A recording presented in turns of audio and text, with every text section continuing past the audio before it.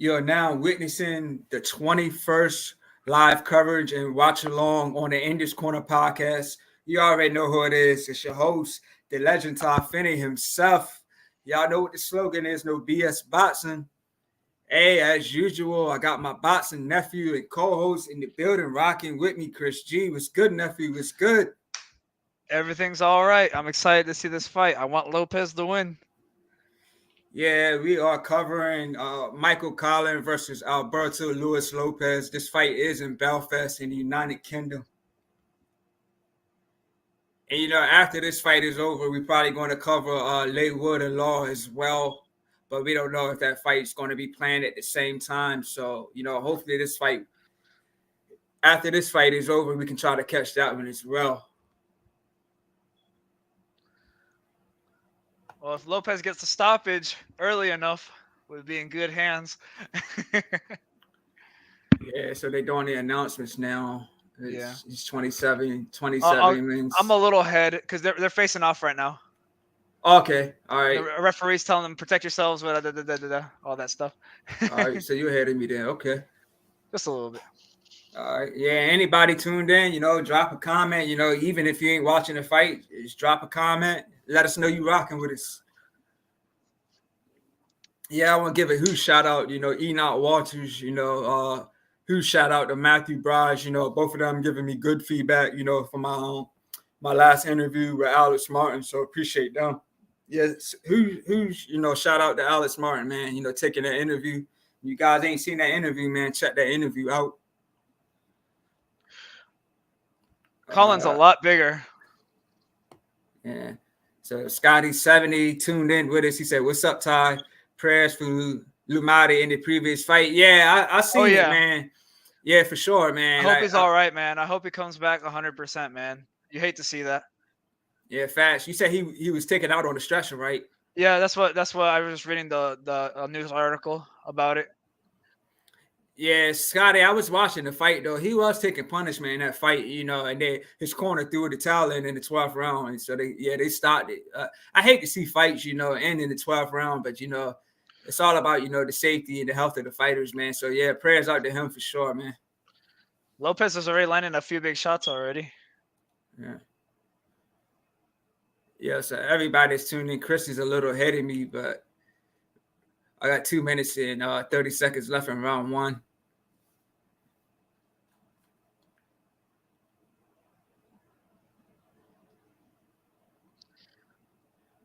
Conlan looks bigger to me.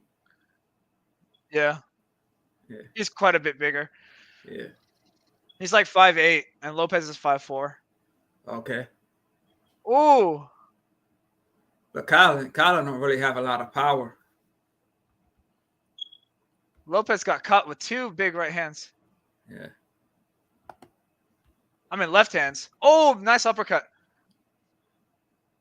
Yeah. I thought Lopez got a little stunned from those hooks. Yeah, I meant to say left hand. Two left hands that he caught in a row. Yeah. And Lopez throwing wild uppercuts. Yeah, he's throwing big shots.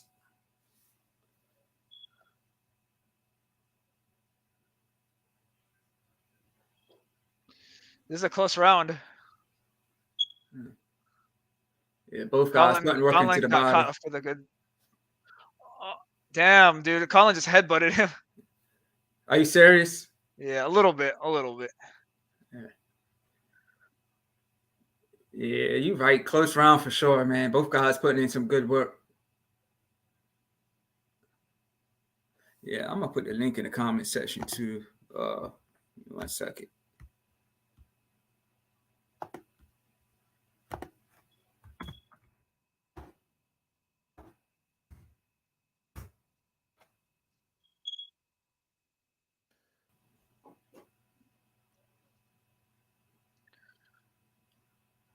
I'm going to say Conlan might have won that. Okay. They were both getting caught with big shots, though. Yeah, that was a good round, man. Yeah, both of them throwing big shots. It looks like a big ring, too. I think that would benefit Conlan, I believe. Yeah, he got more, chance to run. Like he said, he ain't really got no power He's like that. Conlan's more of a conventional boxer. Lopez is a little bit more wild. Okay.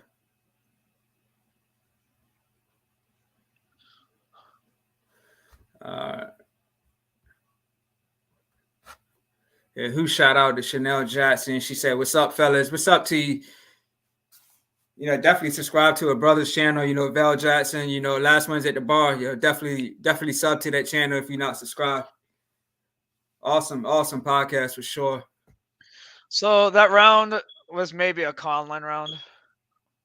All right.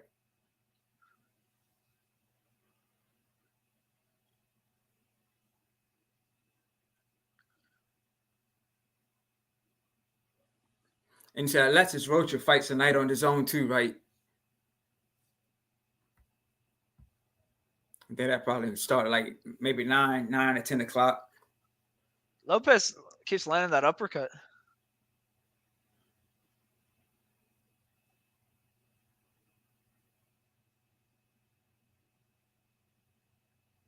Once these fights are over, man, we definitely gotta talk about this Haney and Loma, man. I want to get everybody's thoughts on that fight too. Mm-hmm.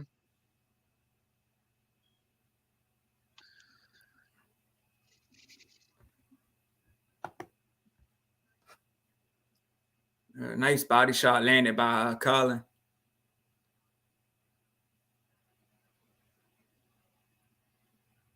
You're right. I think the ring is benefiting him. He's using his footwork real good too.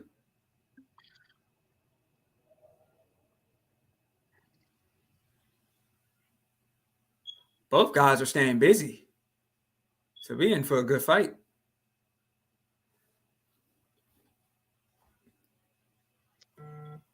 Lopez got caught there. Are you serious? Yeah, but Let me.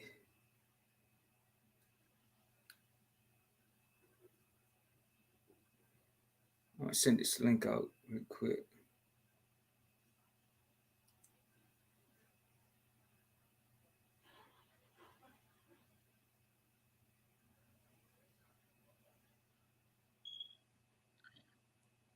if Lopez walks backwards, he's gonna lose this fight.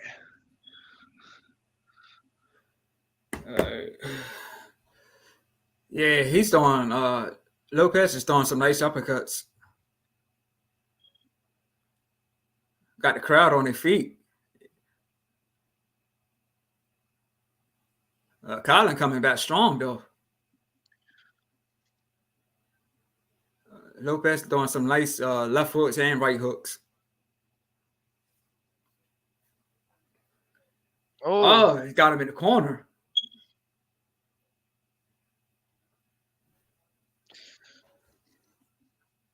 Yeah, Lopez putting that work in.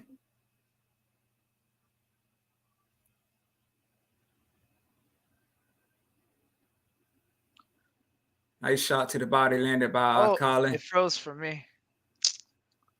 All right.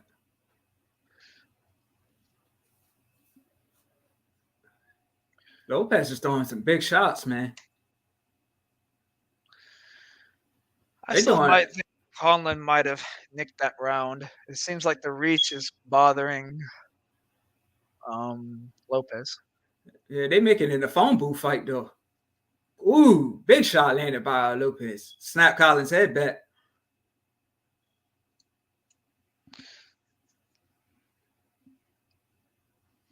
Conlan got Lopez on the ropes, throwing a lot of combinations. I'm gonna have to watch it in Spanish because they've got some technical difficulties.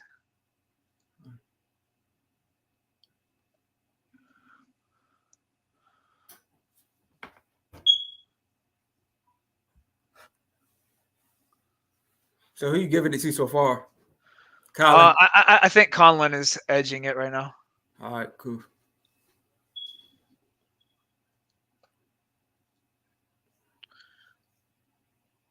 Yeah.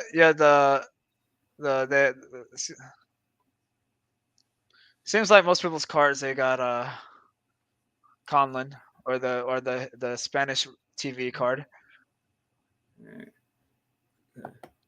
So Scotty 70 says, I got Conlan winning the first 2 rounds. Yeah, Chris, you say you agree with that? Yeah, I agree with that. All right, cool. Yeah, they're competitive, but Conlan's edging them. Yeah, real competitive, man. I like what I'm saying from Lopez, but Conlan came back stronger at the end of round 2. I say he threw a nice combination at the end of that round.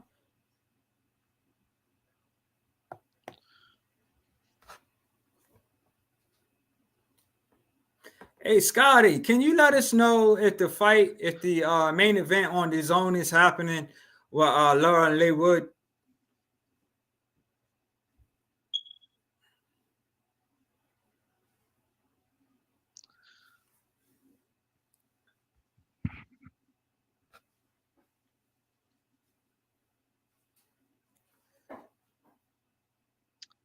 You just ate that, dude.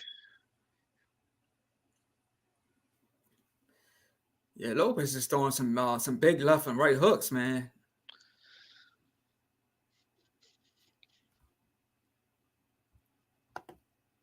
Scotty says thumbs up. Appreciate it, my man. Nice combination thrown by Conlan. What you see? Oh, Conlan's hurt. Conlan's hurt. Are you serious? Yep. All right.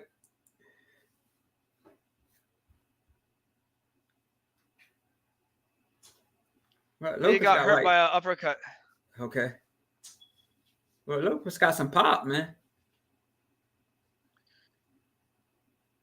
Yeah. The commentary on this finish is kind of funny. Oh, Conlan's hurt again. Wow. Might be an early night for him then. Lopez definitely won this round. Okay. So we're in for a fight then.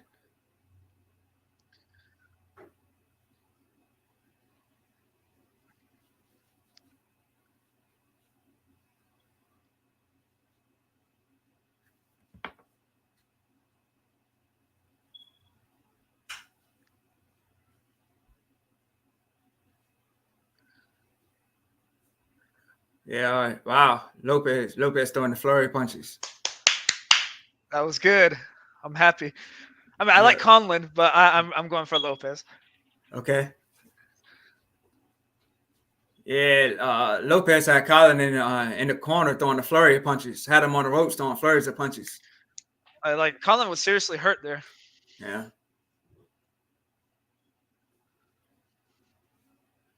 Yeah, he just letting his hands go in this round, man. Nice combinations.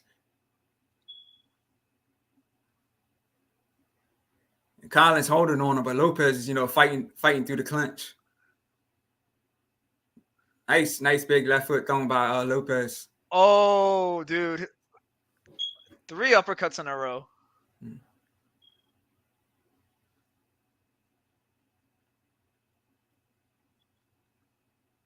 Nice shot to the body by Conlan.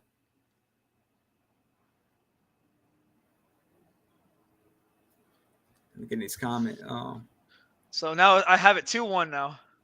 Okay. So Scotty 70, he said they're warming up in the dressing rooms, for Lara and Leigh. Thanks for that, Mr. Scott. Appreciate you, my man. So Lopez knows he can hurt him.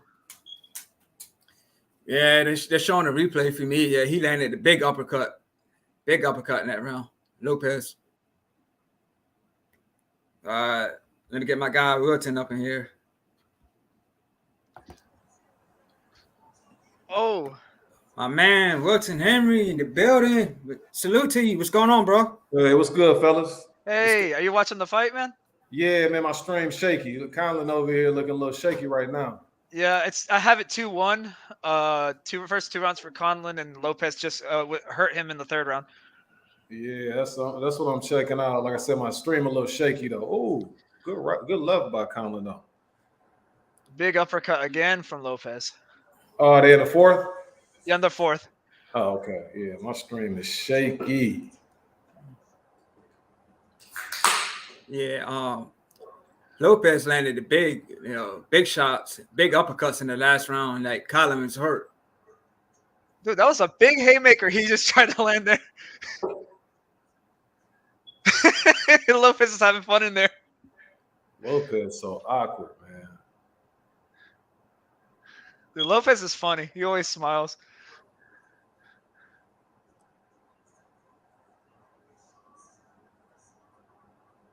Yeah, this is definitely a round for Lopez.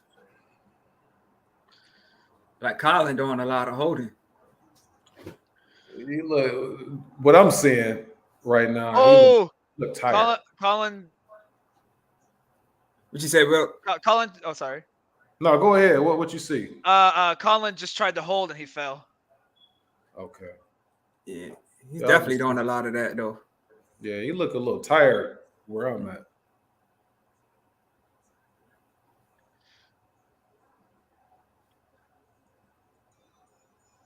It's a good fight, yo. Let me see if I can go to a different stream. I'm so far behind. The stream keeps messing up on my end on the official ESPN app. Okay. Yeah, it's choppy over here. They keep having technical difficulties, it seems. Let me see. It's another card going on too with Okoli. Bro, Okoli has some snoozers lately. Yeah. I never was really that high on him, to be honest with you.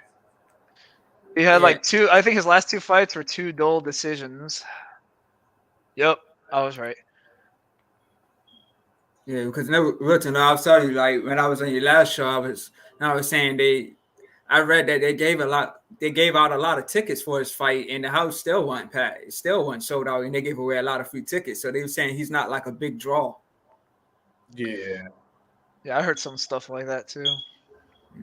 Yeah, it's hard in the cruiserweight division too. You know what I'm saying? And then you putting up those snooze fests, you're not gonna really have that kind of a backing if you're not like just knock a dude silly. I'm gonna be watching the Spanish card on here, or the Spanish version, because the one in English keeps having technical difficulties. Well, Chanel got a question for you. Is that fan art behind? Oh, you know what? I got a kid that he I told him that we do a boxing podcast. It was around that time that Tank, they fought a couple weeks ago, and so he loves to do art. So I was like, man, you know what? I said, so here's our little logo right here. I said, can you do something like that? And dude just whipped it up. Like the next day he came, it's like, this is what I got. So I was like, I like that right there. So I gave him a little bit of money, you know what I'm saying? Because I want him to continue to pursue that, because that's something that he's really interested in. Okay. Very cool. Very cool. Mm-hmm. Nakai Gilchrist, be on the lookout for him. All right. He's out of Maryland too, though, Ty. So you got Maryland ties. Oh, I'm in North Carolina. Okay. What part, if you don't mind? I don't mind. Close to Raleigh. Okay. I think I may have told you. The last time I think I might have been a little soft up. I'm getting there now, though. You know what I'm saying? I'm starting early. It's the Memorial Day weekend. You know what I'm saying? I got a lot of little things that's lined up, but nice. I was in Raleigh. Oh, Conlan down. He's knocked out. He's knocked out completely. Yeah, he dropped him. It's messed up my and they threw in a towel too. Yeah. They threw in the towel as soon as he got onto that floor. They threw in the towel. Conlan might as well hang him up, man. He was a big time Olympian, man. Yeah. Sad to see. Yeah, that Wood fight, that was his coup de grace right there. Sometimes, man, like the guys, if they get knocked out like that, it's like it's hard for them to rebound from that sort of thing. So I've seen some successful rebounds, but I'll give you an example. It seems like their chin isn't the same either, because if you've seen Jose Valenzuela when he got knocked out by De Los Santos, bro, he was getting hurt really bad from Chris Colbert, and Chris Colbert has like 5 knockouts out of 17 fights. and he was getting hurt from like everything that landed from Chris Colbert. But even though he should have won that fight, he was obviously like every shot that Chris Colbert would land, it would get his attention. Like and he would be kind of buzzed from it. Mm-hmm. Yeah, that was a bad knockout, man. As soon as he dropped, they threw in the towel. Yeah, man, you can tell. You know what I'm saying? Like sometimes, as far as what you said, though, it'd be like some guys. Like it's gonna be interesting with Wood. Like, is Wood gonna be able to take those shots? Like some of it is mental. Speaking of Wood, Lara, did you see the politics that they just stripped Lara? He was overweight, though, right? No, but the whole thing behind that was the British Commission board or whatever deemed him it would be too unhealthy for him to make weight. So they said they would cancel the fight if he made weight. Yeah, I mean, at the end of the day, you know, if he whoop on Wood again, it is what it is. You know what I'm saying? I don't think anybody really gonna be tripping off that sort of thing. But they took his title away from him so they can give it to somebody else. Because he was actually almost on point on weight, but they were like, all right, they just made the excuse. They're like, oh, he's gonna be unhealthy if he makes weight. He's allowed to be 129 on fight day if he wants to. Yeah. They literally gave him permission to be overweight, but at the cost of his title. So it was kind of, but I think it was a political move because it was like he was gonna make weight, and I've seen guys almost die but still make weight. They look like skeletons, and they never say, oh, you look too unhealthy. Just come in heavy and lose your title. I've never seen that before. Yeah, I mean, but Eddie Hearn came out and confirmed that this happened.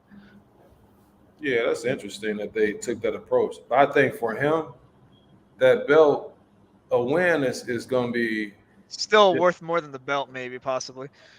I think so, because here's the thing: it's like, how's he going to turn? Sorry, go ahead. No, I was just going to say for him, then he will have wins over Warrington. He'll have 2 wins over Wood, and so his interest in a Lara match is still going to be high. To be there. Yep. And he had to either say, all right, keep my belt and don't fight and make this 500K, or make this 500K and lose my belt. What they're going to do is they're going to put Warrington in position where he's going to have to face him again in order to be able to get his belt. So that's going to set up that trilogy match between them two. I just hope he doesn't headbutt him again, man. That was atrocious. Yeah. Warrington, man, he going to do what he needs to do now to try to get this victory. Damn, my stream is tripping, man. I'm trying to see this knockout. Yeah, it's bad, bro. That was pretty bad. Yeah. He got up like maybe like 10, 15 seconds afterwards. Like Conlan ducked down low and he just got caught and it went down. He fell all the way back. Let's see. I thought it was gonna be a knockdown. I yelled, "Oh, it's a knockdown!" Wait, no, he's out. You know who he better. Hopefully, he let it go, hang him up. You know what I'm saying? But he better not fight Lara. Like Lara touched that chin, it's a wrap. Like Lara got some serious power. I think this fight would have ended sooner if it was Lara. Mm-hmm. Yeah, Lara don't play around. Dude, I don't understand. They pull these guys from the villages of Mexico, dude, and then just for them to lose. And these guys have like unknown records. And then they become like stars overnight, beating their guys. Yeah, that's the move now. You know what I'm saying? It seemed like, Canelo took that blueprint of going over there to the UK to, take those belts from those guys, and there's some market over there. You know what I'm saying? Because even today, Errol Spence did that too. Yeah, he wasn't feasting off the UK like that. Yeah, he wasn't feasting. Yeah, Canelo, and then Lara is going over there doing the same thing. Crawford was trying to do that with the Josh Taylor fight. You know what I'm saying? He was still trying to, have an opportunity. The Argentinian guy that just lost to Subriel Matias. He went over there and fought Louis Ritson. Ponce, Jeremias Ponce. He fought Luis Ritson. He was the underdog in that fight, and he knocked him out. Yeah. No, that's a smart move though, because those fights are going to be pretty lucrative. They got their huge fan base even today. Like when we look, you got the other fight card, and when you see those UK matches, like they be having festive events. You know what I'm saying? Like Yeah, it's it's so boxing's like huge over there. So it's like here's the thing is that like Wilder would get more love over there than over here. hmm So like American fighters will get more love over there in the UK than over here. right. Some of those guys, like it's the two markets that you can milk is UK, and then you can also milk the Mexican. Mexico. They love some boxing. Hey, did you hear Rolly? We might have a Rolly and Ryan match, man. You heard them too. I hope Ryan donates a little bit of his purse to Borroso. That's what he was saying. He said this was for Bros. This is for Barroso, man. I hope he's like, if he wins, I hope he goes like, hey, here's 50K, man, for your trouble. How about he give Barroso a fight? Yeah. I think them two, he needs to beat Rolly's ass and then reward Barroso with a fight, man, and let him retire in the sunset with a couple million. There you go. Yeah. That'll be good. So I take it you like Ryan in that fight. I like Ryan in both those fights, and Ryan's one of my favorite fighters, so I'm gonna go with Ryan all day. Yeah, Ryan's a good guy, man. He gets a bad rap. You know what I'm saying? Like Yeah, I know, because of his TikTok, but no, Ryan's a good fighter, man. He's not the most technically proficient, but he's got a fun style. You know what I like most about Ryan? You know, with the skills that he has, I like his heart, man. Like he seems like he's in the right place. He actually, yeah, honestly, yeah, he's got a good heart, and I think he's got a good chin too. He got up from that big shot from Tank, to the face. He's got, people say his chin is bad, but he got up from Luke Campbell and he got up from Tank, not to the body but to the face. Yeah, he it's just when he get knocked down, he look a little flimsy. Speaking of that fight though, what did you I never really got your take on what you thought about that. Oh, okay. So I didn't think he quit. I think that was a legit, like, he doesn't want to get hit to the body. Like, but getting hit to the body is a lot worse than getting hit to the face. And in terms of pain, and then I think that he did a pretty good job. Honestly, if he didn't overcommit in the second round, he would have had that second round in the bag. And the problem was he kept doing the same thing over and over again, and I'm like, he should change it up a little bit. And then I'm like, and I was yelling, he's gonna get caught here, he's overcommitting, and then boom, he got caught. So I think he did okay. He did a decent job. But I did not like that they had to go with all those stipulations and this and that. And Yeah, man. yeah, that's the thing. Is like, is Tank never gonna fight anybody good unless there's a stipulation? Like, that's the best fighter he's fought to this day. And then even what's his name came out and said there was stipulations. Barrios said, yeah, there was stipulations, but I signed a contract, so I didn't complain about it. But they put a stipulation on Barrios too, so that win wasn't even legit either. No, man, it's like, come on, dude. It's like it's all about the O, man. It's all about the O, man. It's like, who cares if you're undefeated? If you're fighting chums or if you fight somebody good, you have to put all these stipulations on them. If he was fighting, let's say for instance, I can't even say a 140 pounder. Because see, the biggest issue that I have with what Tank is doing is, for one, him Ryan and Tank aren't that big of a difference as far as, like, you know what I'm saying? Like, it's not that big of a separation. If you're fighting like a 147 pounder and you want to fight him and y'all come and make some type of, weight clause. I don't like weight clauses, period. Like I said, I feel like if you have to do that as far as weight, then you should be fighting the other guy. You know what I'm saying? Because the only thing that's making it close is the fact that the person might be like dehydrated, or they limits it physically because they can't do what it is that they normally do because they just drop too much weight. that sort of thing I don't like. I want to know if you are legitimately better than the other guy. And the only way to know that is It's if you even both terms. even terms, you come in there and you get busy. And You so I know don't like that. Well, that's the thing is like what because what's his name Floyd, he kind of did a lot of stipulations towards the end of his career to some of the fighters like Marcos Maidana. He controlled almost everything. I thought he, I mean, I'm not a hater or anything, I thought he won the fight, but he like controlled the gloves, controlled this, controlled that. And then when a lot of people forget that he weight drained Canelo. He actually made Canelo drop an extra few pounds. see, uh uh here's the thing. I uh, think that in that fight, well, when they were negotiating, they said that they were willing to do that. I don't even think that he was going to put that in there.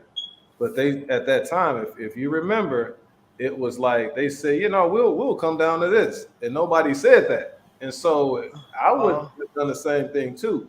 And to me, stuff like gloves, size of ring, that's different. You know what I'm saying? Like if you play a baseball, you might have to go to a park that's a short field. You know what I'm saying? You might have to. Then you play at the Green Monster. You got I, this I big. I That's I kind of disagree with that because the bigger the ring, it what do you it gives the it's better advantage for a boxer. Yeah, of the pure boxer, and if it's smaller, the aggressor is going to it's going to favor the aggressor. So like with Benavidez versus Plant got his 80-foot ring or whatever he wanted. no, I'm not saying that it uh, won't give a person an advantage. To me, that's different uh, than weight my health. draining. You know what I'm saying? Like Oh, that's a physical advantage. Like if I tell you that, like if we're doing something and something that's just going to be better suited for you, like as far as the dimensions of something, but at the end of the day, we still competing, in this particular arena. ah. To me, that's different. I don't like for me. If I think I can beat somebody or something, then I'm like, dude, I don't care. We fight in the phone booth. You can't beat me. You know what I'm saying? Yeah. If I got to sit up here, knee being close to 240 pounds, you telling me I got to drop all the way down to this weight that's going to deplete me of my nutrients in my body. Physically, I might not be the same. Then that's different. You know what I'm saying? Yes. So I hear you. You know what I mean? I just never had a problem with it personally, and I can see where the problem could lie with some people when you talking about rings and you're talking Yeah. about these puncher gloves, and then this right here is non-puncher glove, that sort of thing. So I think it should just be even across the board. Obviously, boxing is never going to work that way. I know Canelo does his weight clauses too, and what Gervonta does the weight clause. It seems like anybody who brings in the money does the weight clauses. Yeah, but so let me say another thing. So Yeah. the thing that I was gonna get at is I just never seen a person who has accomplished so little making these stipulations. I You get agree. you get to a point where Floyd was in his career, or you get to a point where Canelo is now. I didn't like the Canelo stuff. Everybody coming to 154 or 156 or whatever, 155, whatever. 155. Yeah. Yeah, I didn't like that type of stuff. But at that time, he still had did so much more than everybody else. You know what I'm saying? So it Facts. made more sense for him to be able to To have do that fair capital. enough. You know what I mean? But you Yeah. you Yeah. sitting up here still trying to prove yourself, and you talking about you the A side and this person. Yeah. So it's like, dude, it's like, Gervonta really, he's 28, still hasn't really done much in his career. Aside from the Isaac Cruz, which was a cherry pick gone wrong. Uh, uh, that was supposed to be an easy replacement or whatever. But Isaac Cruz proved everybody he's a top contender, but they did not expect that. But like that wasn't in the script for it to go 12 rounds like that the way it did. Especially the way he fight. You know what I mean? Yeah. Coming into a power puncher, but he was being very you know, I wouldn't say cautious, but he wasn't reckless Yeah, when he was. Isaac Cruz was very defensively responsible. Actually, he blocked almost all those uppercuts.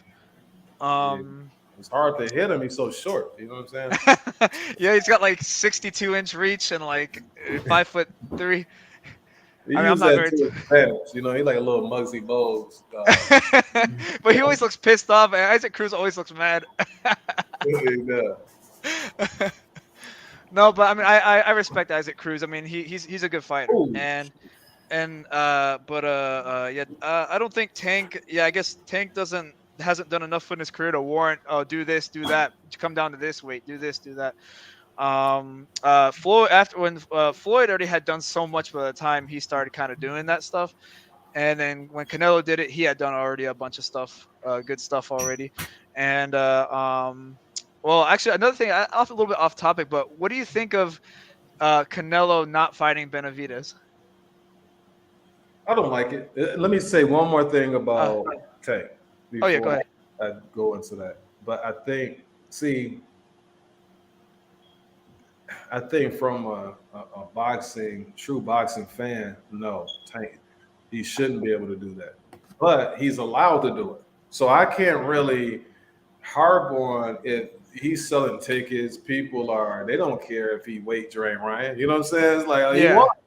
So if he's yeah. able to do that, who am I to say, no, man, go ahead and win But the real ticket seller was Ryan, dude, because Tank was barely selling 200K pay-per-view buys, and when Ryan was in the picture, it suddenly turned into 1.2 million.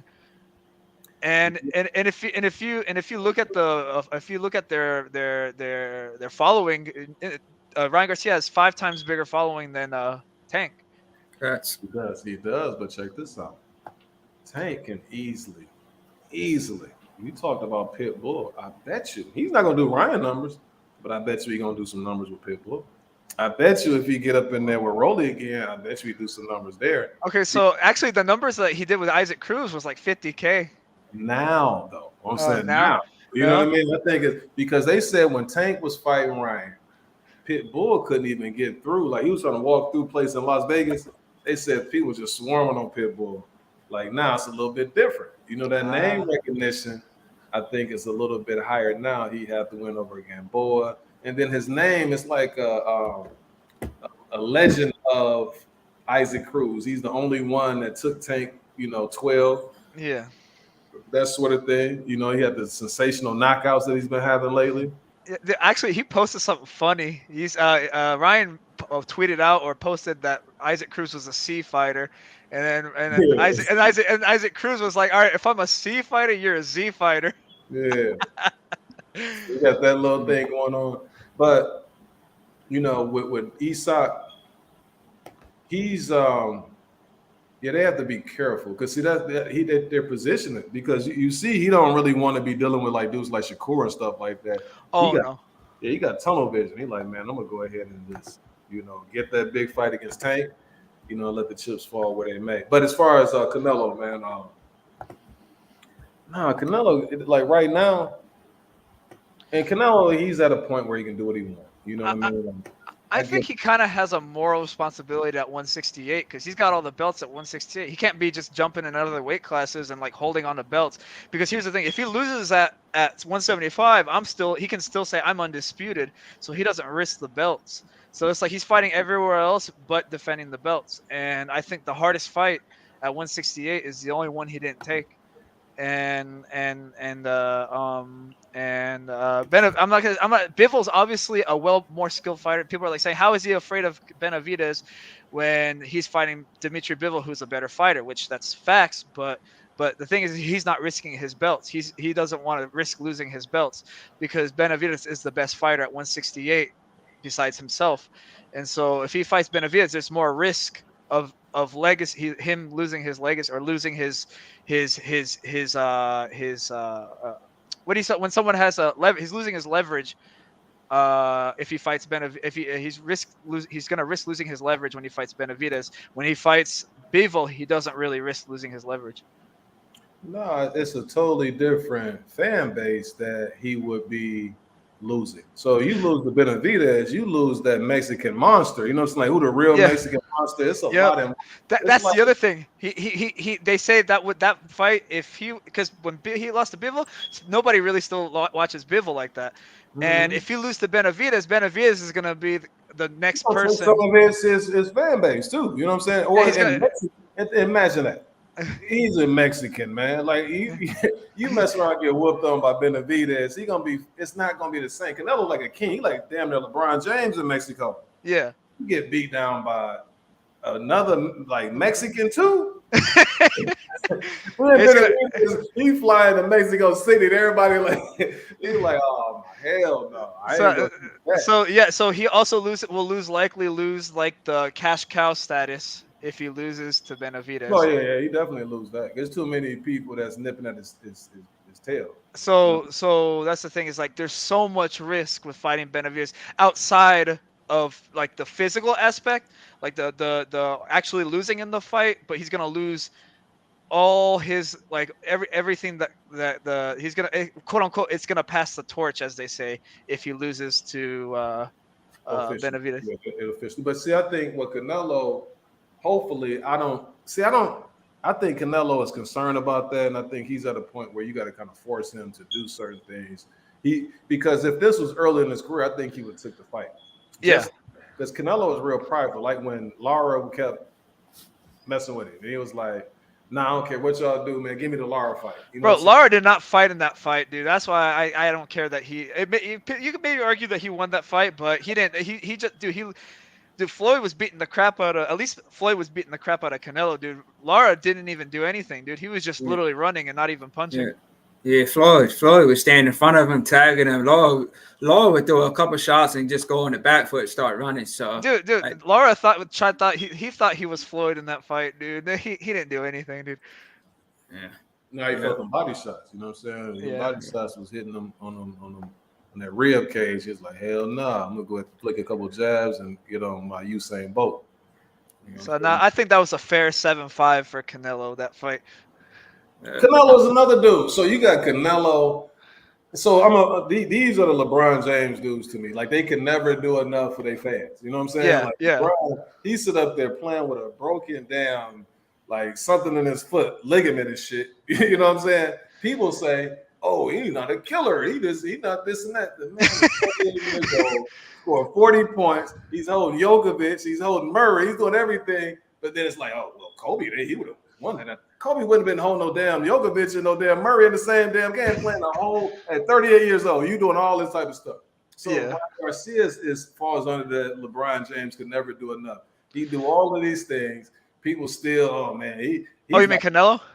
No, Ryan Garcia. Ryan Garcia. That fall into that category where people they could never, whatever it is that they do, they spin it. It's not enough. Yep. They spin it to where it's what LeBron James did the other night in Game 4. That was admirable. Like you should be like, damn man, dude went out, on his shield. You know what I'm saying? Like he gave everything that he had and just came up short. But you still got to respect that he was out there with the torn something, whatever. You can see him dragging his leg when he's playing.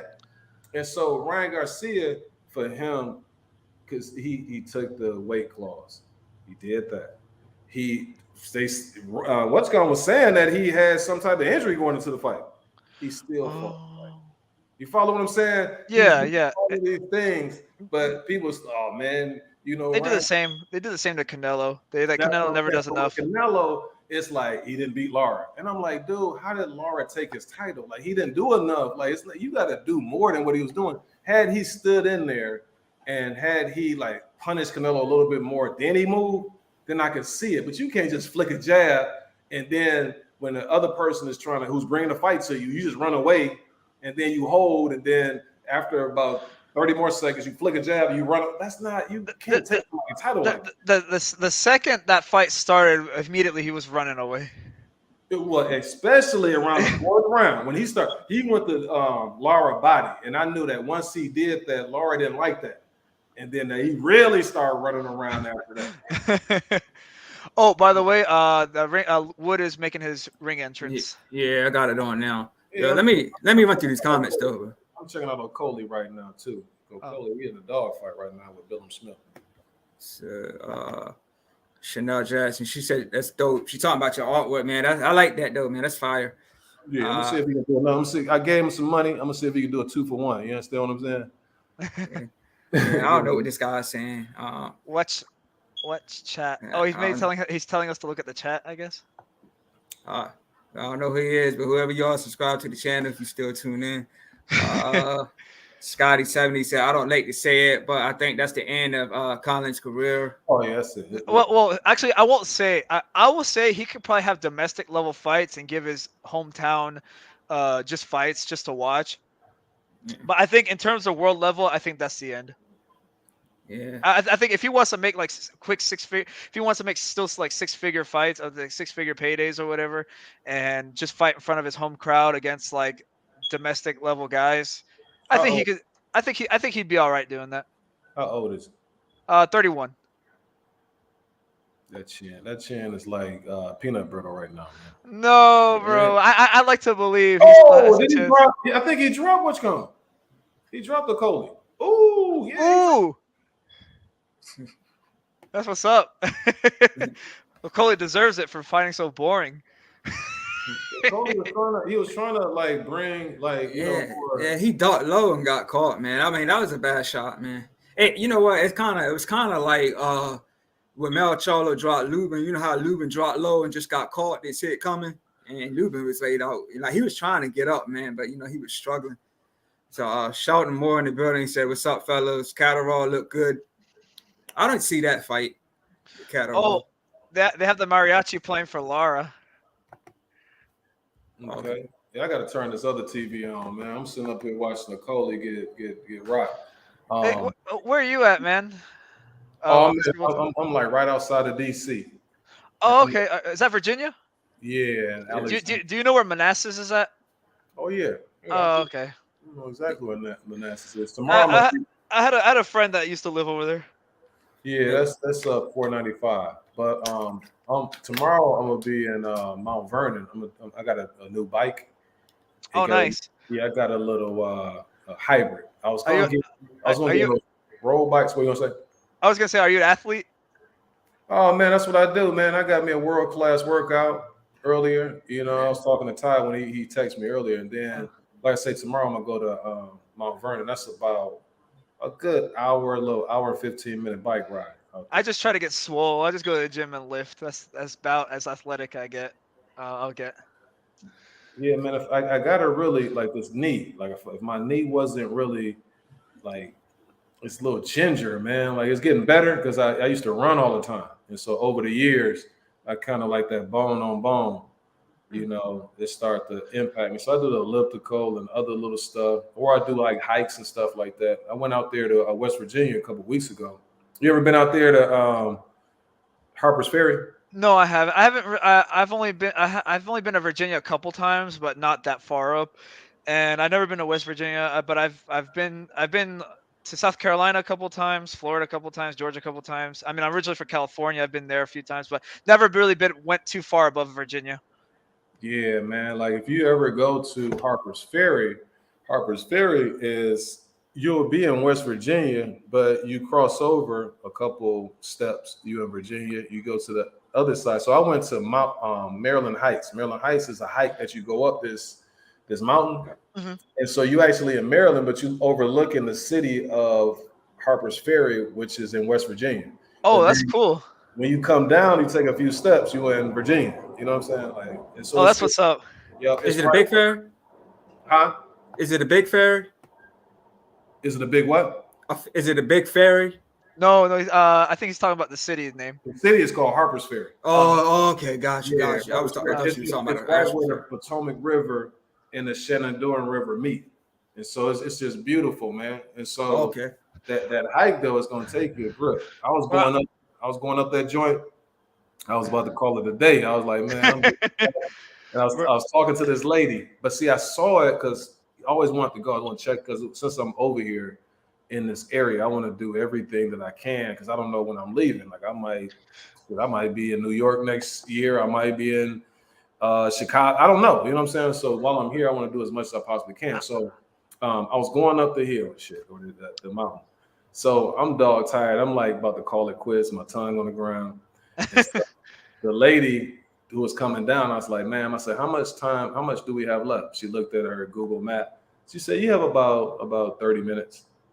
I was like, I don't know. You know what I'm saying? Like I was seriously considering going back. But then I mustered up enough energy, but it was worth it. Like to get up to the top, and you oversee like the rivers and stuff like that, and then that quaint city. The other thing I'm gonna say, I don't want to be talking too much, is that city it's a beautiful, quaint town, right? So you're gonna have that part of it. You can have got like little restaurants, um, rooftops and shit like that. But it's old.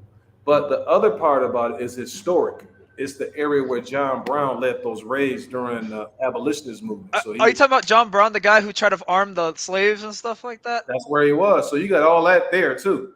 That's the city. That's where Yeah. he was. Yeah, that's That was a sad story, man. I remember learning about that in school. So that's what's up, man. Oh, I wanted to say, bro, I couldn't do that mountain that type of hiking and stuff, bro, because I wouldn't have the lung capacity for that, and also I would whine about the mosquitoes the whole time. Why do you say the lung capacity? Well, because I don't have the greatest cardio. I mean, I've been training it for it a little bit, but I don't have the greatest cardio. Oh, I would. I'm listening. Yeah. No, you know what, man? If you take your time, you know what I'm saying? Like, you don't have to. Some people who like in outstanding shape, they'll be trying to jog up the thing.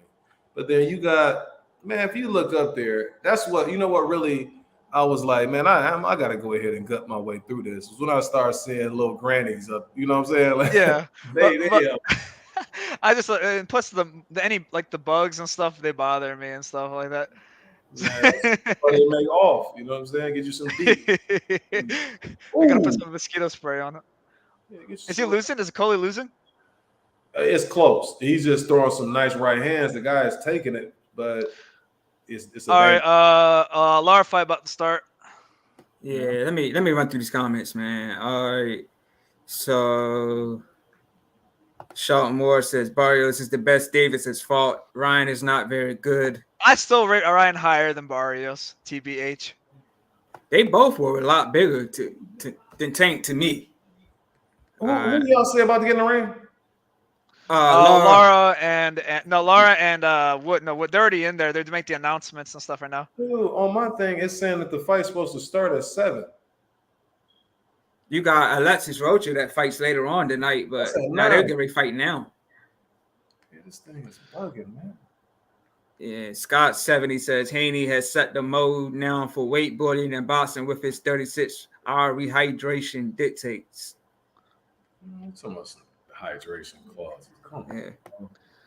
Yeah. Shelton Moore, it didn't matter. Alvarez was not good enough. I wonder what he's referring to, Mayweather or Lara.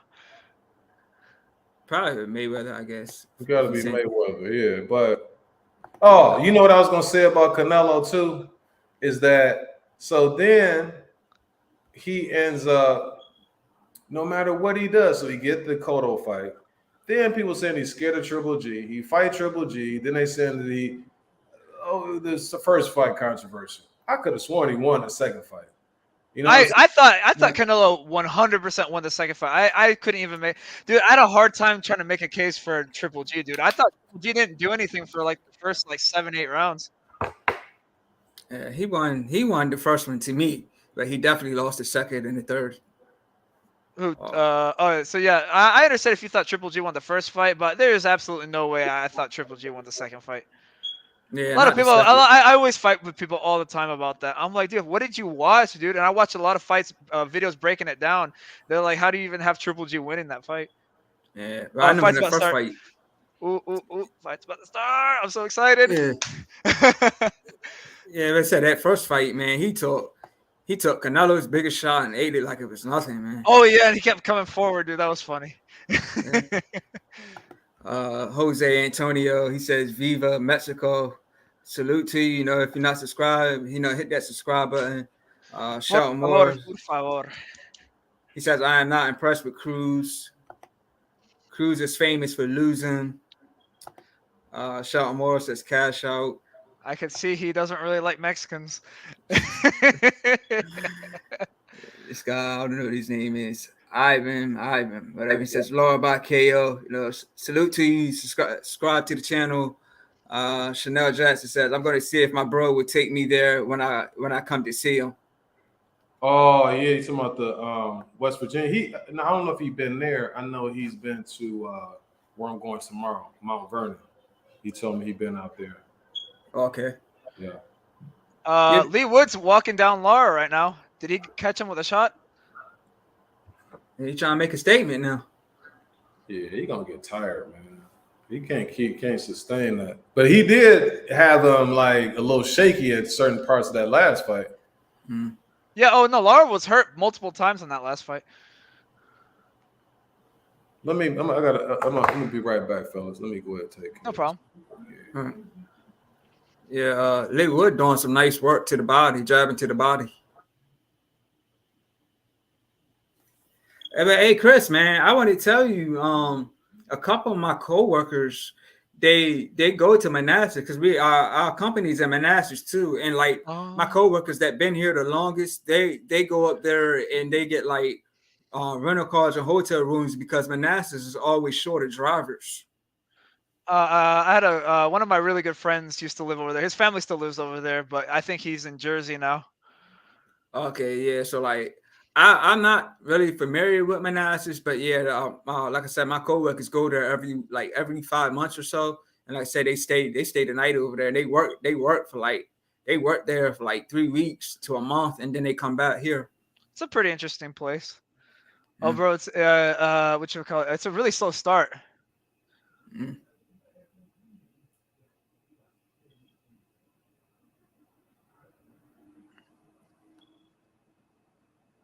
So you got in this fight?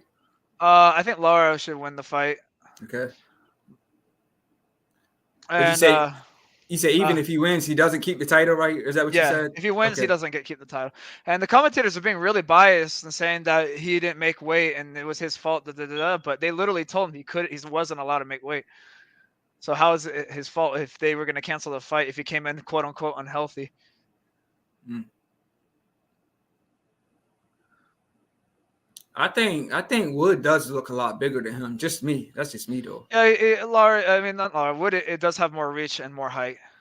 Okay. I'm giving this round to Wood. He's doing some nice jabbing to the body. Oh, it's already finished for you? I'm 50 seconds in the first round. Oh.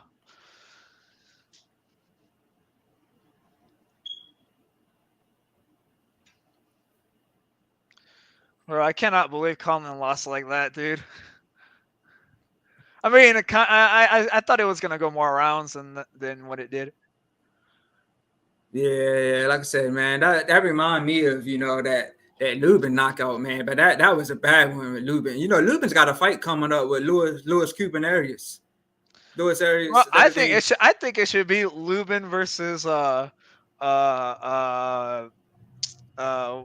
J-Rock. Battle of the bad chins. yeah. I don't think Lubin's career is going to be the same, after those wars with Fundora, then that loss to Mel. Yeah. He bounced back good from the Mel loss, but man, he took a really bad beating from Fundora. Yeah, round after round. Yeah, his face was deformed, bro. Yeah. Yeah, let me run through these comments. Chanel Jackson, I'm going to see if my bro would take me there when I come to see him. I think I read that one. I may not be able to make it, laughing out loud, but it's worth a try. Shout more. It's not that. I don't give fighters participation medals. All right. I do. All right. Chanel Jackson, if you're fit and having trouble, there may not be hope for the kid. What's she referring to? I think maybe he's referring to me. What, you talking about you running up the mountain or something? Yeah. Oh, okay. I don't know. I have no idea. Shelton Moore, Lara should have made weight unprofessional. All right, so this Shelton Moore guy's a hater, dude. He doesn't know what's going on behind the scenes. He didn't make weight because the British board deemed him unhealthy to make the weight. So they told him if you come in less than 128.5, there's no fight. So like, what are you gonna like? Either he had to choose between not fighting or coming in what the British board had commanded him. So that's why there was no issue. There was no fine. There was nothing because the British board told him he wasn't allowed to make weight. This is not my opinion. This is the facts. Ooh. What's his name? Law landed a big shot, but he slipped and fell. But yeah, speaking of fines, man. I feel like Lara's legs look kind of bad, to be honest. Yeah, he don't seem like he's moving fast, bro. He seems like he's like moving slow pace or like he's taking his time or something. Yeah. Yeah. But yeah, I was saying, speaking of fines, so Haney really got fined $400K for pushing Loma. I don't know how true. I don't know if that's true or not, but I know. I guess it came from Haney. So Haney. Yeah. So it likely happened. I didn't see any official reports on it though. Yeah, I didn't see it either. But I was reading. Did you see when that commissioner guy, when they came face to face, he said no pushing. And when Haney pushed him, like that dude looked mad, man. There was memes going around at this dude's face. This dude was mad when Haney pushed him. I think Haney kind of pushed him. The way he pushed him was a little bit distasteful. Yeah, it was, bro. I didn't like it. Oh, Lara's down. Are you serious? Yeah. Like I said, he came to make a statement. And so he might get the bout then. Like I said, he does look a lot bigger. Nice job. Lara kind of walked into that. Yeah, like I said, man, he don't seem like he's moving like he should. It just seems like I feel like his legs look like they could twist at any moment. Yeah, he looks stiff in there, man. Yeah, his legs look really stiff.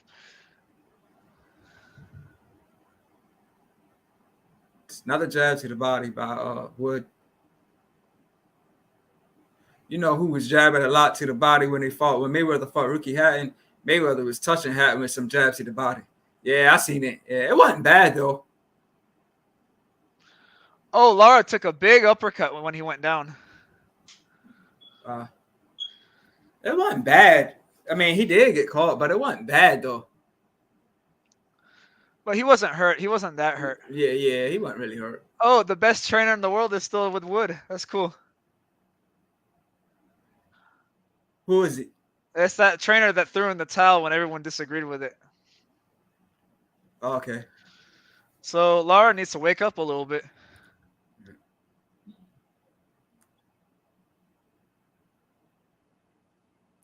You don't think this weight issue has anything to do with it? His performance? Lara, don't headbutt like that.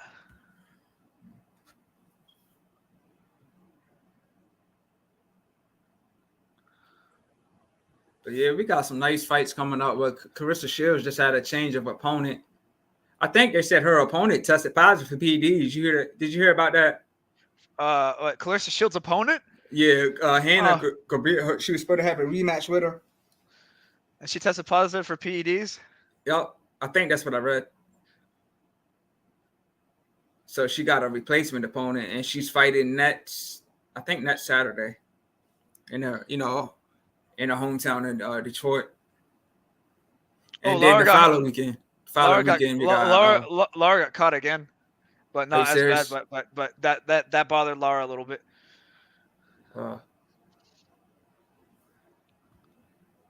Chanel Jackson. She says, "I was talking about Wilton in that mountain." Okay.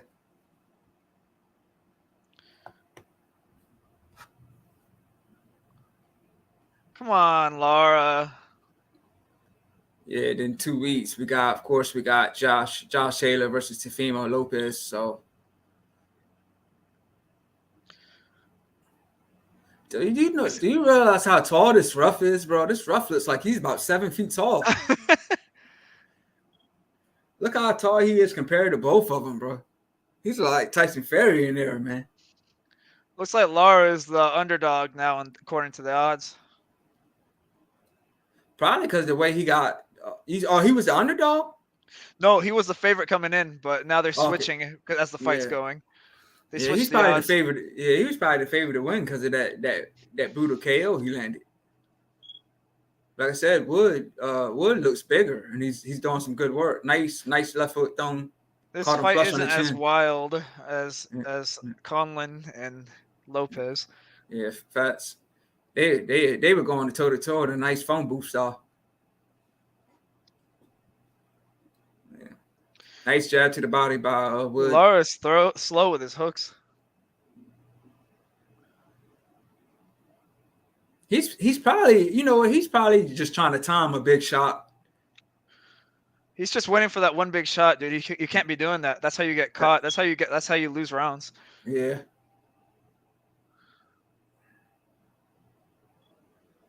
That's what he looks like he's doing, though.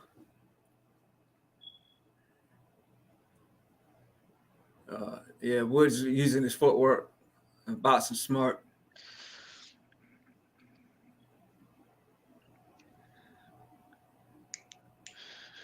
That was a good competitive round. I didn't pay attention that well to it, so I don't know who to give that to. But I'm gonna probably guess Wood did better probably for most of that round. I think Woods when he's doing a lot of good jabbing to the body, a lot of good work to the body. What is that, like 3-0 Wood? I think maybe that third round was a bit more competitive though. Yeah, I got 30 seconds left in the third.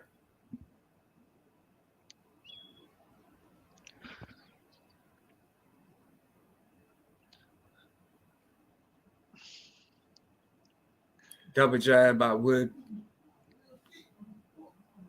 Lara tried to come on strong at the end of that round.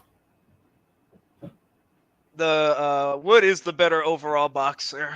Yeah, I agree. He's not taking too many risks. He's pretty calculated. Facts.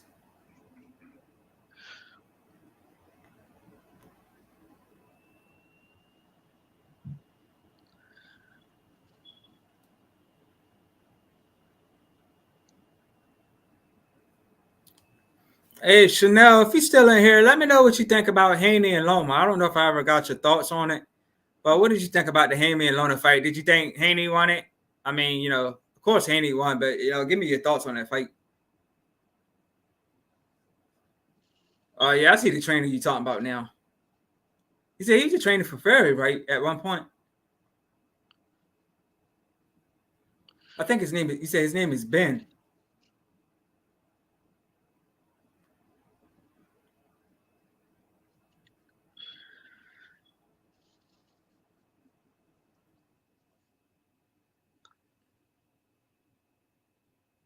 So round 4 is just starting for me.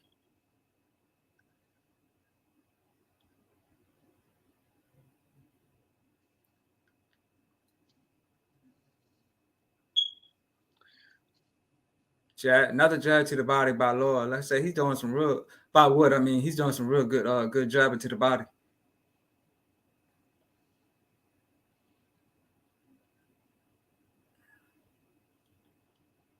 He's like kind of stalking. He's stalking Lara.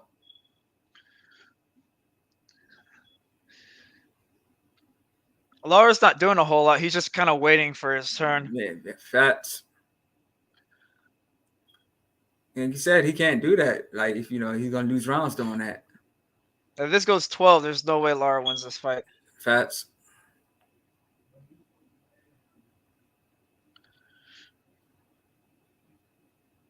Man, didn't Wood cry, after the first fight, after that loss? Didn't he break down crying? I mean, a little bit.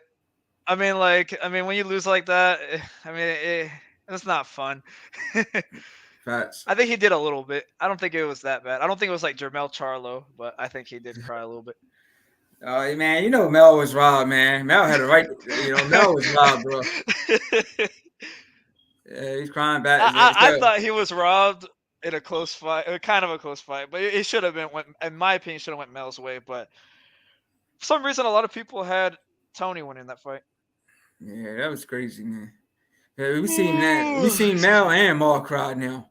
Oh. Yeah.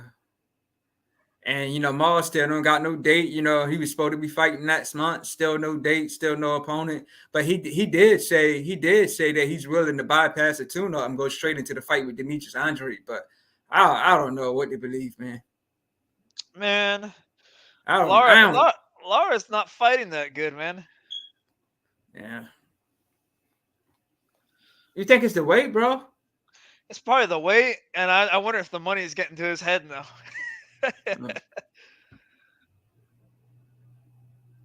or maybe, you know what? Or maybe Wood is just not giving him that opportunity. Yeah, like he's stalking him to me. He's like walking him down. And Lara's just moving just moving backwards and not really doing much. Well, whatever happens in this fight, Wood's making some good adjustments. Facts.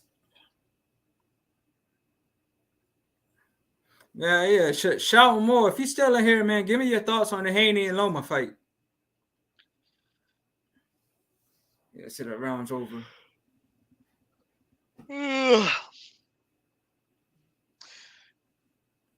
Michael Conlan was a silver medalist. He should have been actually a gold medalist. He was robbed of a gold medal in the amateurs in the Olympics, I think.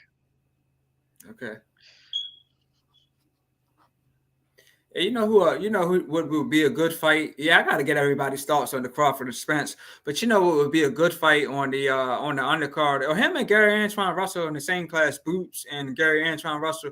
Because I know they fought in the amateurs, but I would like to see that fight as a pro fight. But I got Boots though. But I like that fight. I think Boots is at 147. Gary Antonio is in 140. Not Antonio, Antoine. Antoine. Oh, Antoine. I meant Antoine. My bad. Yeah. Okay. So they're at different weight classes. Yeah. Okay. 140 and 140. They fought in the amateurs, but they're 140, 147. Okay.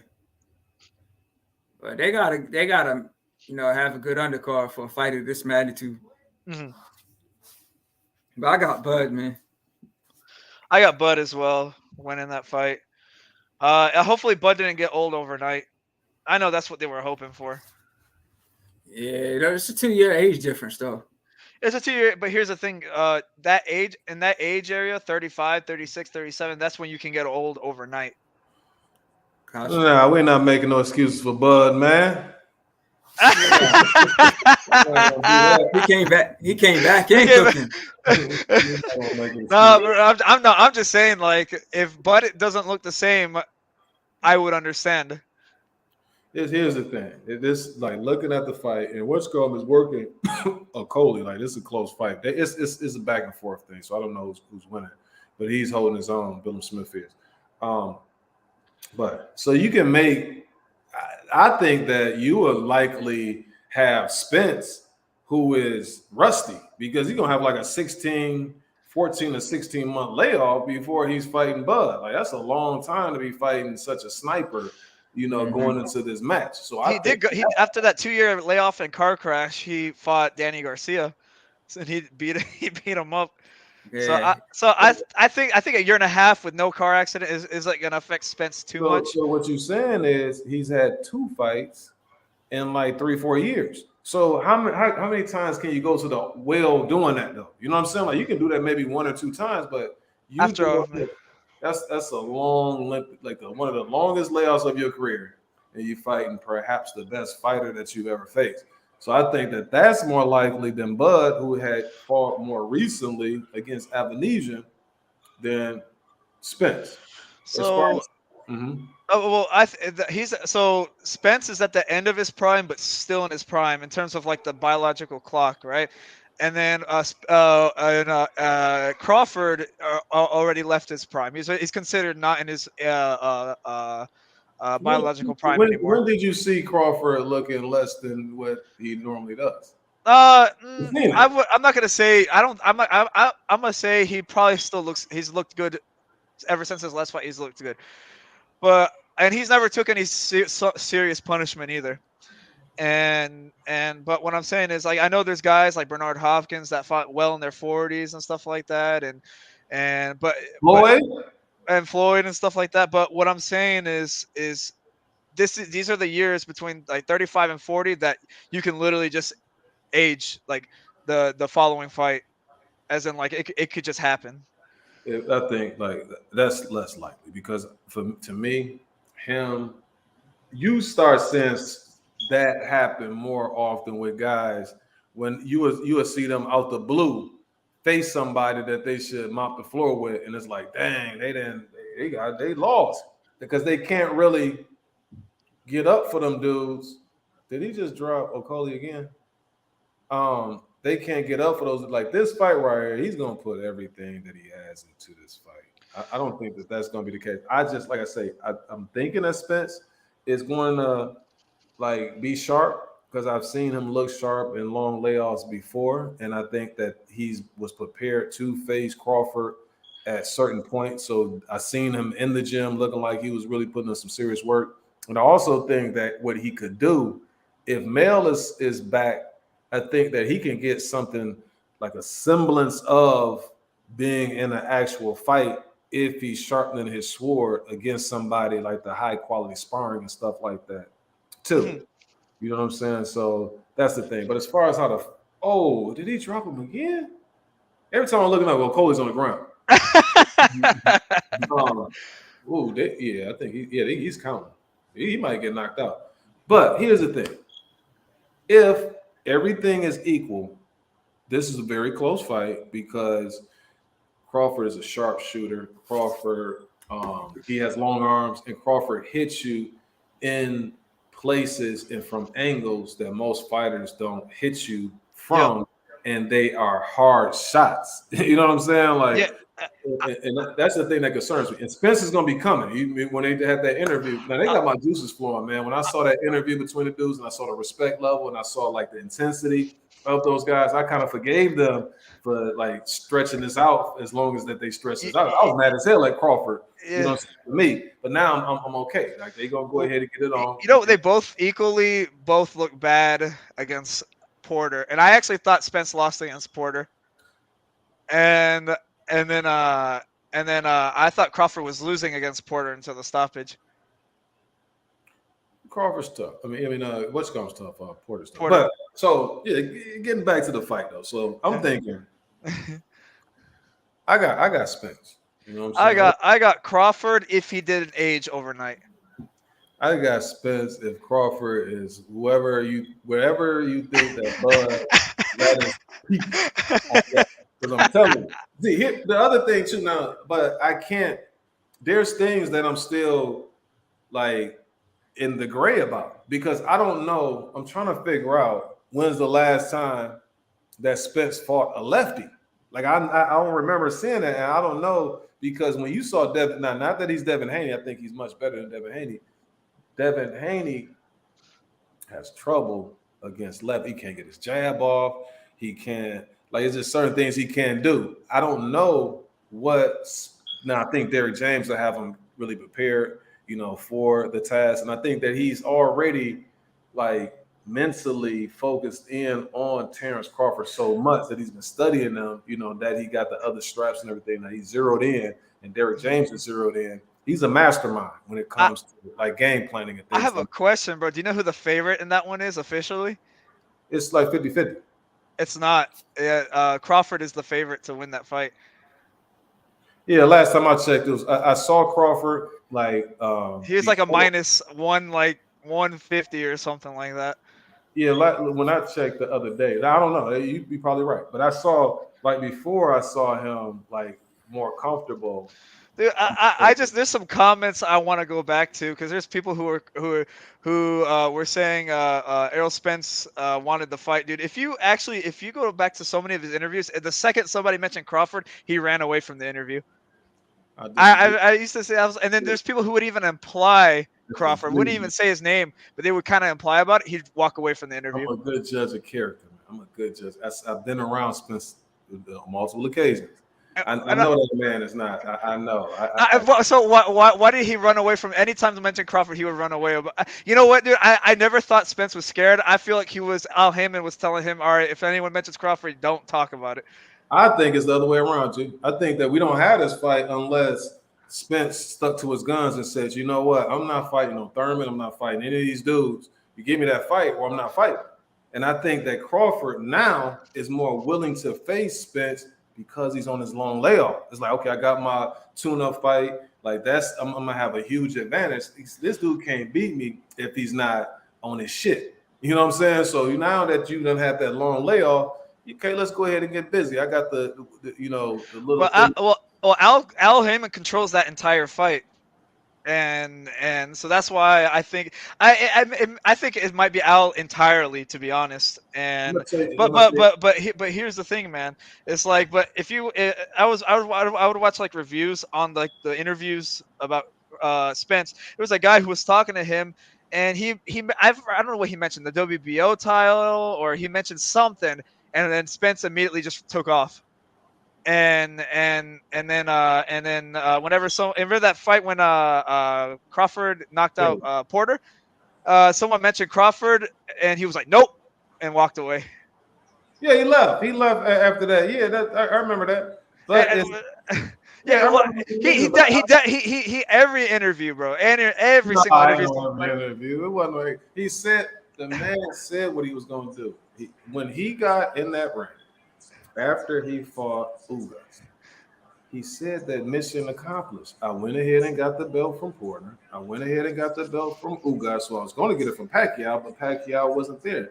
Did you forget that he said he's on the other side of the street? This the key is the ending. Now, Terrence, I'm coming to take your shit.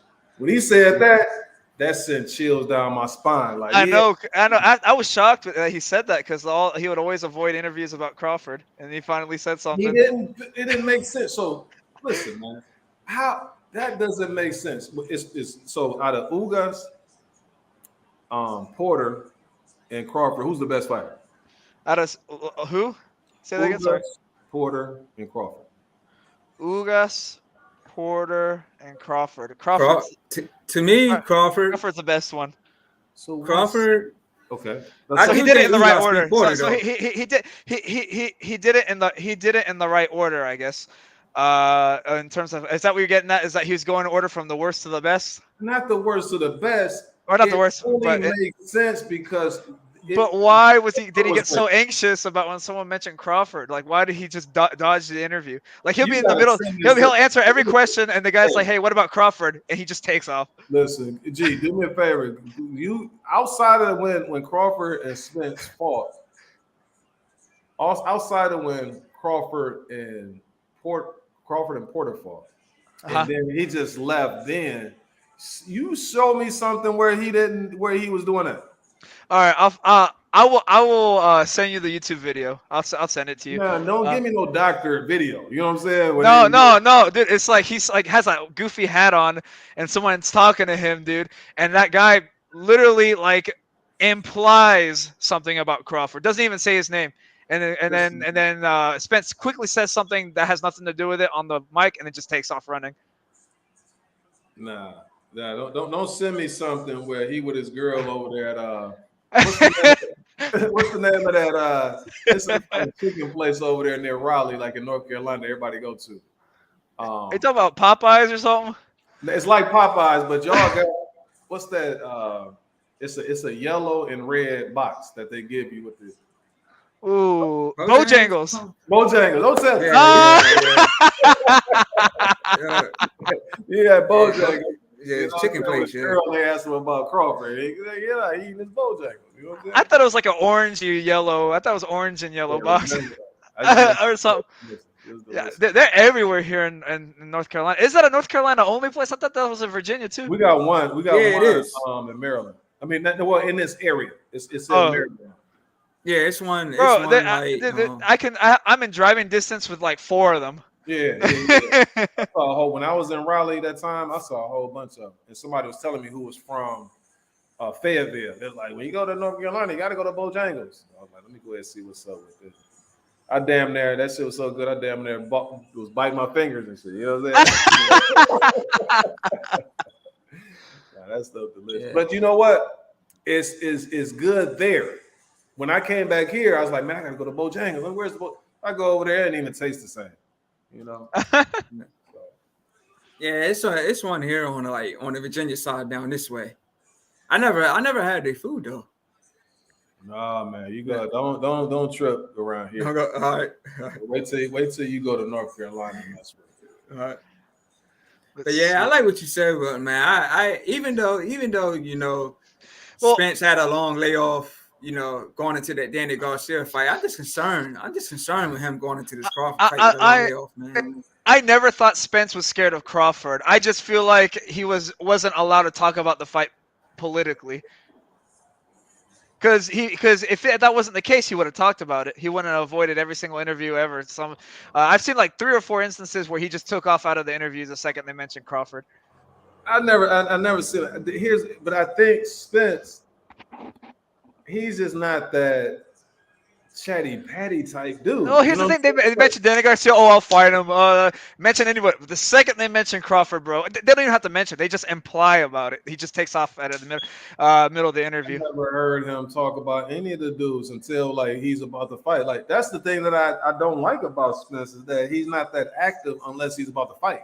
It's like some guys garner attention. I remember Ryan Garcia beat Luke Campbell, and Ryan Garcia was everywhere. You know what I'm saying? Even after the fight. And I'm like, damn, I wish some of these other dudes would take on that. Like, Ryan Garcia is all over the place. You see him with Mike Tyson. You see him over here on social media. You see him, and it's like, damn, he's getting so much attention. That's the reason why he got so many followers and stuff. Like, he got that energy. Yeah. And he brings the energy. I just think that Spence, once he's going ahead, he's not fighting. He probably training and stuff like that, but then he's going to. You know, back in the day, Ryan Garcia's fight was like most of them were like teenage girls in the crowd. when he was like 18, 19. Shit, Oscar De La Hoya was like that too. You know what I mean? Until he fought Chavez. That's when that second fight, that's when he started getting like the Mexican, like true, like the fan base. Like before, they was like, this pretty boy, like ain't nobody really checking for no damn golden boy. You know what I'm saying? But yeah. Wait, did you watch boxing back in those days?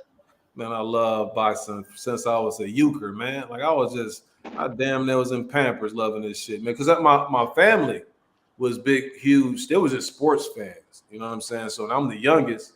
And so I just gravitate. So we would go, my sister, she had like HBO and shit like that. I ain't had no damn cable or anything like that for a while. And so when the big fights would come out, my older brother, he would want to go see them. You know what I'm saying? So we would go over there, drive and stuff, and all of the fights that Jim Lampley and all of them. Oh, yeah. Yeah. Yep, Boxing After Dark or whatever it was called. Yeah, I remember that like little kid. So I'm just because that was my favorite brother. I mean, I might have to edit that out because I don't want my other brothers. That's my favorite brother. You understand what I'm saying? But well, at the time, it was just because I love them all. So he was interested in those fights. So that was something that we'll do, either be a Friday or Saturday or something like that. We'll go over there. And ever since then, even like I was like, I remember stuff when I was like real young. You know what I'm saying? Like I remember like vividly like watching certain Olympics and things like that. Were you watching boxing in the 90s? Yeah, like Pernell Whitaker and all of them, man. Like early 2000s, late 90s. Man, yeah, I used to love all of that. When I went to go see like Roy Jones, I saw Roy Jones. My grandma watched Juan Manuel Marquez when he was on the come up. Yeah, I don't know about the come up. Like I remember him more so when he was fighting I think Barrera and all. Because see, he's lucky that he got the Pacquiao because he was on the outside looking in for a while. It was Barrera and Morales, El Terrible. Like they was the dudes. And then he was like just a little bit younger. And then he ended up getting the match with Barrera, but they gave him the victory, but Barrera was like long in the tooth. And so he ended up getting that victory. Then he had the little fights with Pacquiao. That's when he really showed that first fight when Pacquiao knocked him down like 3 or 4 times in that first round. Yeah. He came back and he really might have won that fight. Like that's when people was like, damn, yeah, he cold. You know what I'm saying? And then he started having those fights and stuff like that. You start seeing this. He's getting those big fights and stuff. Before I forget though, this is what I want to say, man. Did you watch Arturo Gatti by any chance before you get to Yeah, I wasn't a big Arturo Gatti fan. I respected him though because he was so blood and guts, and I remember he fought. If I was old enough to like have memory when he was fighting, dude, I think Arturo Gatti would have been one of my favorite fighters. Yeah, Arturo Gatti to me. See, he made a lot of money just because he was a blood and guts warrior, not because he was a world champion. He had that following, you know what I'm saying? As far as like, especially like he just everything that he epitomized, it just like the New Jersey Italian, whatever he was, you know what I'm saying? I don't whatever Gotti was, he exemplified that. You know, he spoke 5 or 6 languages too. He was like, and I know a guy. I used to work at this this company, this this tell you how long ago this shit was. Like this was like a filming, like it was Wolf camera. So I used to work up there, and the dude was Arturo Gotti. He was his best man at his wedding. And that was like right after he fought somebody. He came in and then he had the his pictures and stuff. I still got some of those pictures. Like he was like, man, here. He's like, man, make me copies.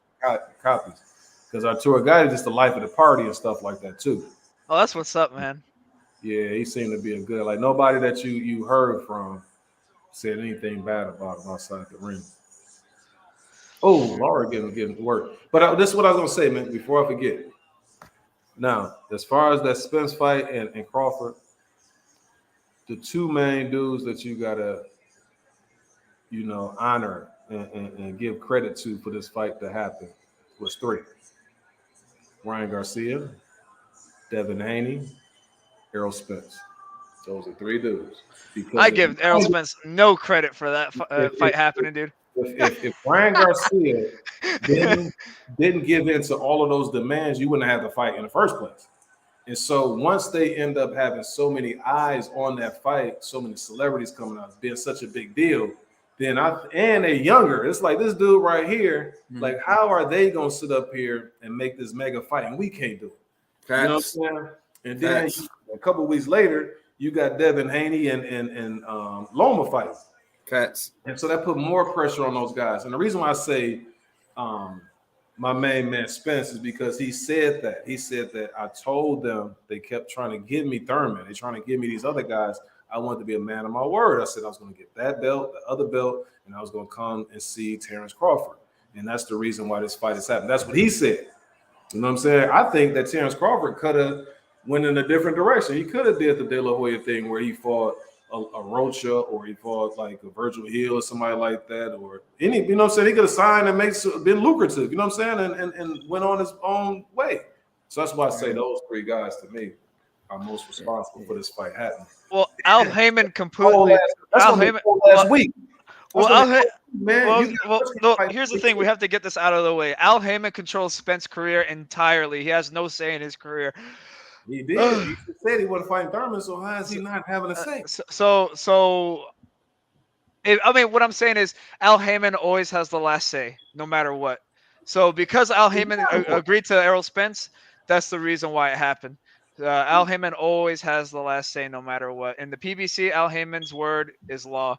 And if Al Heyman said no, we would not see Spence versus Crawford.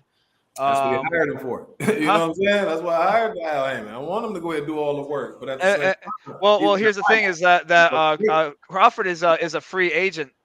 So he a boss though. That just means he's a free agent. See, he's still working with PBC, so he's still he's under Al Heyman. No, he depends. He either signed a few fight contract, or he completely signed his life away to Al Heyman. It's one of the two. Let me run through these comments real quick, bro. Either way, you know.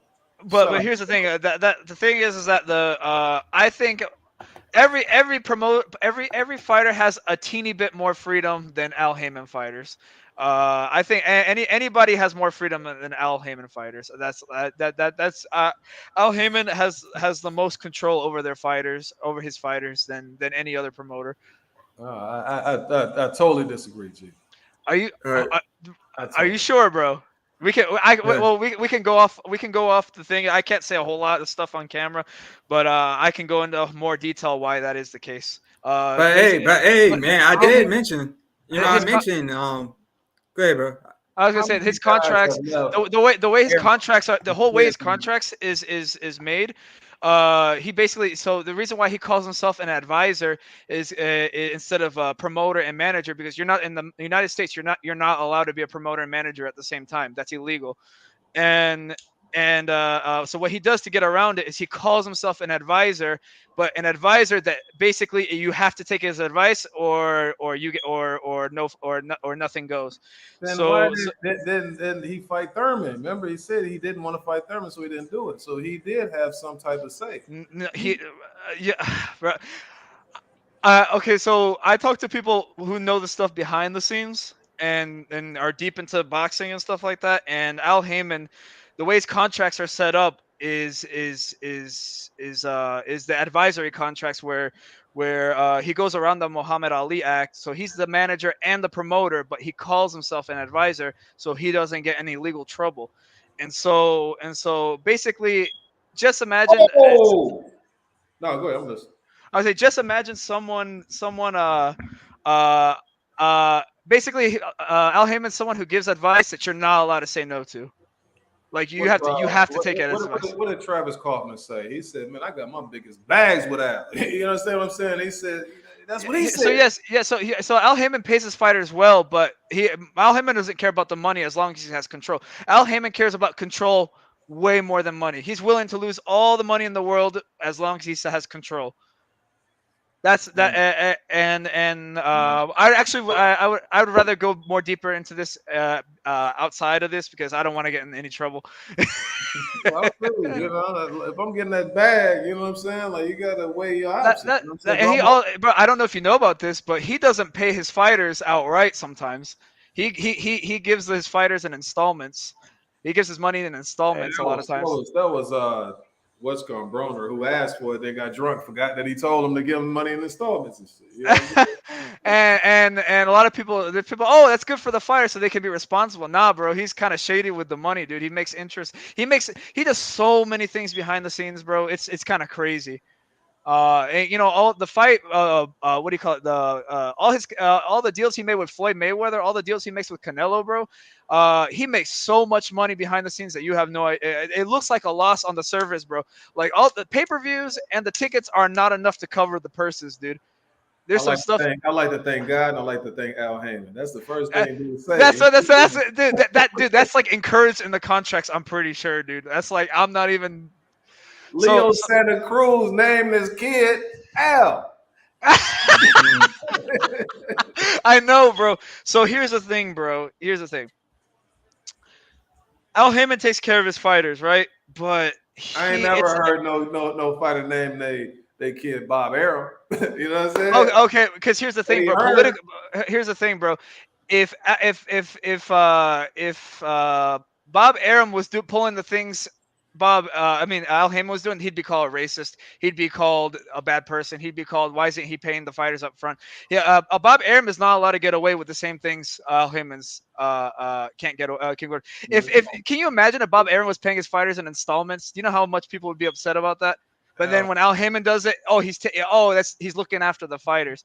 Like it doesn't go both ways. The only person I know who's getting paid in installments was Broner.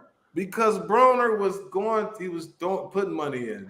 I gotta get you with my friend. I gotta get you with my friend Jeff, bro. He's got to explain to you everything. I'm not a good explainer, so he's got to explain to you everything. Like the receipts of this, because everybody seems to be happy with Al Heyman. Okay. Let me give you an example. All right, so. Oh man, I don't want to say it on camera though, bro. That's the thing. We can go in a different direction. We can talk about how Wood is beating the hell out of Lara right now. I know.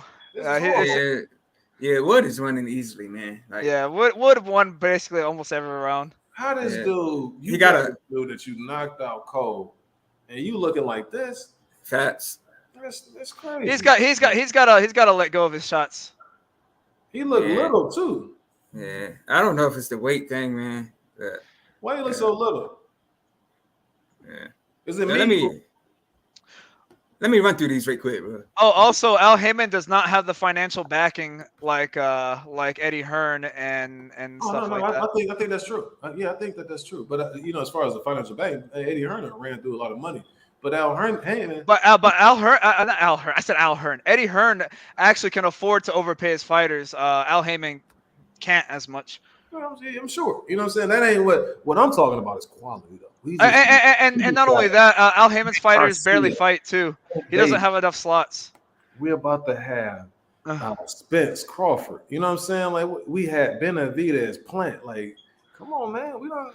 He doing his thing, man. Well, here's the thing. Most of his big fighters only fight once a year, dude, and that's a huge problem. Man, but it's not entirely his fault. It is his fault because he burned his bridges with a lot of networks. And I can explain to you how he even did that. Actually, he burned What's his that? bridges with ESPN. He burned his bridges with Spike. He burned his bridges with Bounce. But here's the thing. Yeah. But Yeah, check this out. Though. Let's check uh-huh. this out, right? So it's like a person who was married a few times and then they got divorced. Yeah. It's like, well, shit, I had them women. You know what I'm saying? Like I had them before I lost them, as opposed to somebody who never had them at all. You know what I'm saying? Like, so he may just not know how to keep the relationship going with some of these companies, or just a mutual thing. I don't know. All I know is he's still in the game. It's a big 3 or 4 companies that do boxing. You know what I'm Mhm. saying? I think that he's up there. He's the upper echelon when it comes to the promotional companies with PBC and all of that. That's on them guys. I don't really want to get too much deep into it. You know what I mean? Because I really don't care. All I care about is like them dudes The getting in the fight. ring, and I'm Mhm, just mhm, happy. of course. This So shit. so the thing is that Al Heyman only has Fox, not Fox. He only has Showtime right now, and when he had all these networks, he promised them all these fights that they were going to air on the networks. They didn't go through, and these networks closed Al Heyman off because of that. And so now his fighters are mostly on the shelf. Uh, Yeah. What and about what do Top Ring have, and what do Eddie have? Like, they ain't like they got like. So at least here's the thing: the way the platform is set up, Fox is not a boxing only or like a network where you can just air anything you want. You have limited slots to air on live TV. And Showtime is like there's like a movie before the boxing happens. The Zone, you can put any fight you want Monday through Sunday. I honestly I hope Al Heyman makes a deal with the Zone because like I want to see PBC on the Zone because it's like the fighters are barely getting any airtime and it's mostly because he gave them overinflated purses and they won't fight for anything less. When Al Heyman offers them less, they won't fight. It's that, and also he doesn't have the airtime. He doesn't have the slots on the TV. If he wanted all his fighters to fight 3 times a year, it wouldn't be possible because he only has Showtime. Oh, And that's and and so it's mainly because he does not have the network. He does not have the platform to put his fighters. If he had the networks and slots, I'm sure he would put the fighters more often. But he doesn't have enough airtime, so a lot of people signing up to him are not even fighting. Sometimes 2 years at a time, not even fighting. You get you one of these, man. Y'all like this right here, that Chime. You know what I'm saying? I got that first time at World of Beers. And So man, actually, I was and pregnant, so I went ahead and got it. oh, I've only drinking like 3 times in my life. Oh, well, stay that way. Don't drink anymore. Don't fuck with me. You know what I mean? Hey, I probably haven't drank, 3 days of the past year. No, I'm just playing. wait. Have you drinking already, bro? That's with you, man. I don't drink Uh, that. It's the uh. weekend. Enjoy this the Memorial Day weekend. I gotta give it up, man. Relax. So, Yeah, I definitely have to. Well, I'll have to chat with you up behind the scenes about all that with Jeff.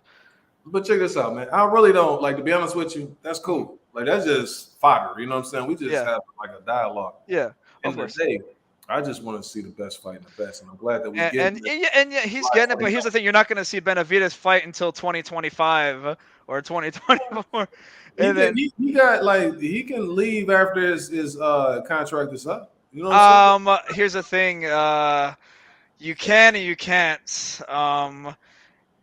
All right. I can't say this. I can't. Well, let's just say if you say something not nice about Al Heyman, you don't get to fight anymore. He can Yeah, leave. he know, Chris. He uh, already know. He oh, know. no, you know about that? Oh, Yeah, same with we was Bob on Arum it. too. Actually, the only promoter I've ever seen give a fighter a second chance after talking crap about him is Eddie Hearn. Man, I seen like this. So it's listen, man. Like when you talk about different promotional companies, you Yeah. talking about people in general. It's gonna be pros and cons with who you deal with. I've Oh, seen Bob Arum oh, like Bob talk, Arum. Oh, bro. He did. What's his name? Dirty. He did Ramirez dirty. He said something. One thing about Bob Arum, how he wasn't a good promoter, and he was put on the shelf for like 2 years. listen, man. I ain't never heard Rigo talk down on him, and they was like visibly he was talking shit. Like, he's boring. He's not this. And like, dude, he's a promoter. Like, how you going to say the man boring, but you supposed to be promoting his promoter. Yeah. Like that. So it's always going to be something. You know what I mean?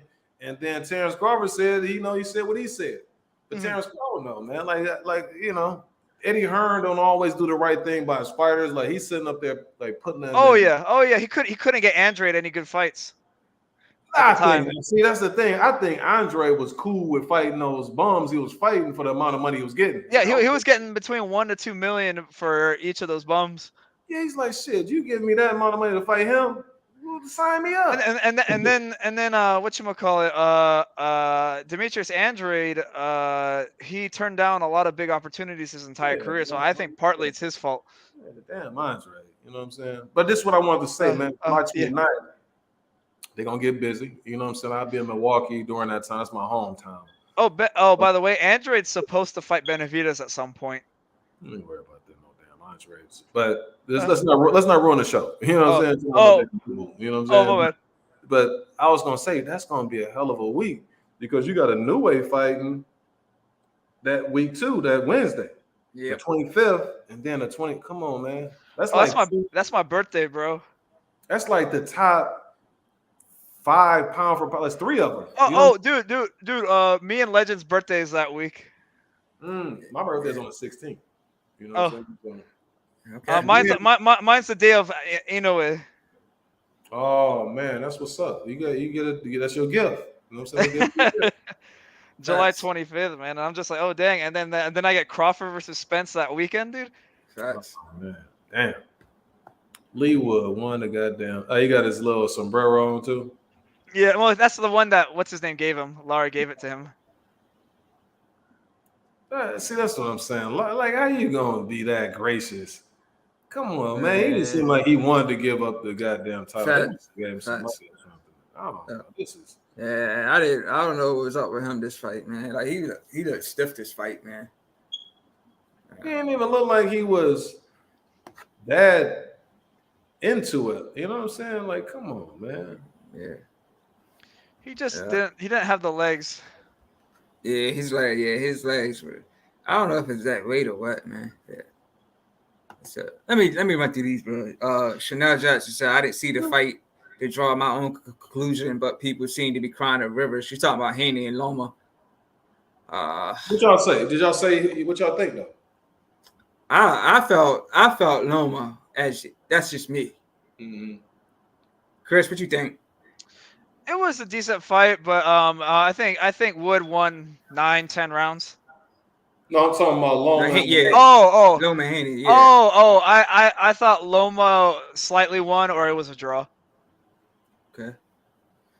Yeah, it's been a lot of different opinions on this, man. I mean, I see some people screaming it's like a highway robbery. I don't know, but seems like it seems like the majority of people thought Loma nicked it. Here's the thing, man. So I'm gonna tell you what happened. What happened is this. So anybody that's listening, this is what went down May 20th out there in Las Vegas. Most people who saw it on TV, they listened to that biased commentary by ESPN. Tim Bradley didn't see shit but what Loma was doing. Oh, did you see this? Did you see, like, dude, did you see the counter dude did? Did you see the body work? Did you see any of that? Okay, he did have a really good, spectacular body work. Let me just, come on. Oh, sorry. Let me just finish. Because this is irking me. And then it looked like Andre Ward, he was trying to be more balanced and unbiased, but then Timothy Bradley just kept with his shenanigans and he was like fed off of that. And so they just was blatantly on Loma. Oh, he's setting him up, Jim. He's setting him up to do this. And Jim was very biased too.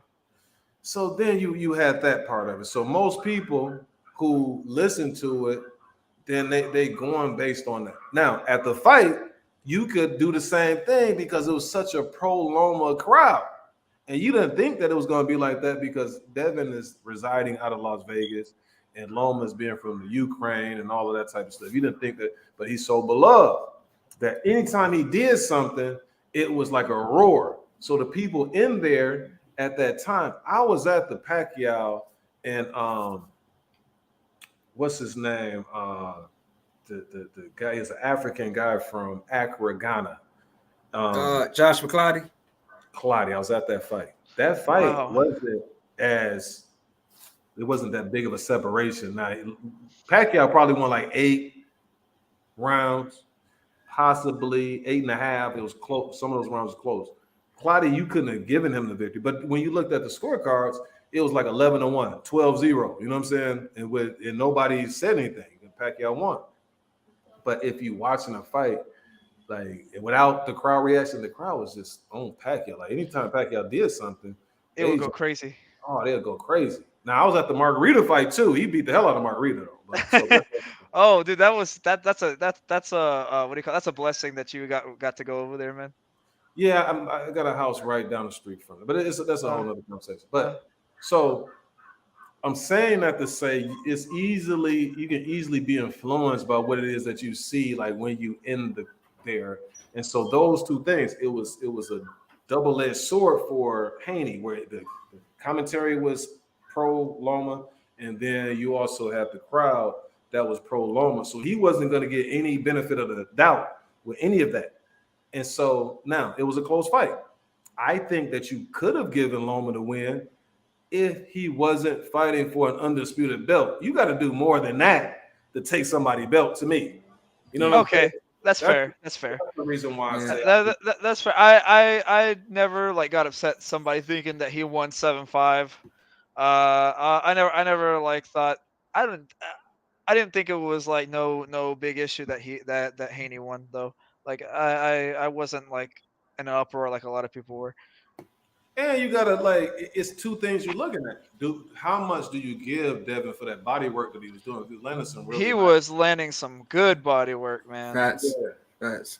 And Loma was going up top. You know what I'm saying? So do you give it depends on what you like. You know what I'm saying? Yep. Yeah, I was reading Bradley, but I was hearing that Bradley was doing a lot of biased commentating. I didn't hear it, but I heard the same thing though.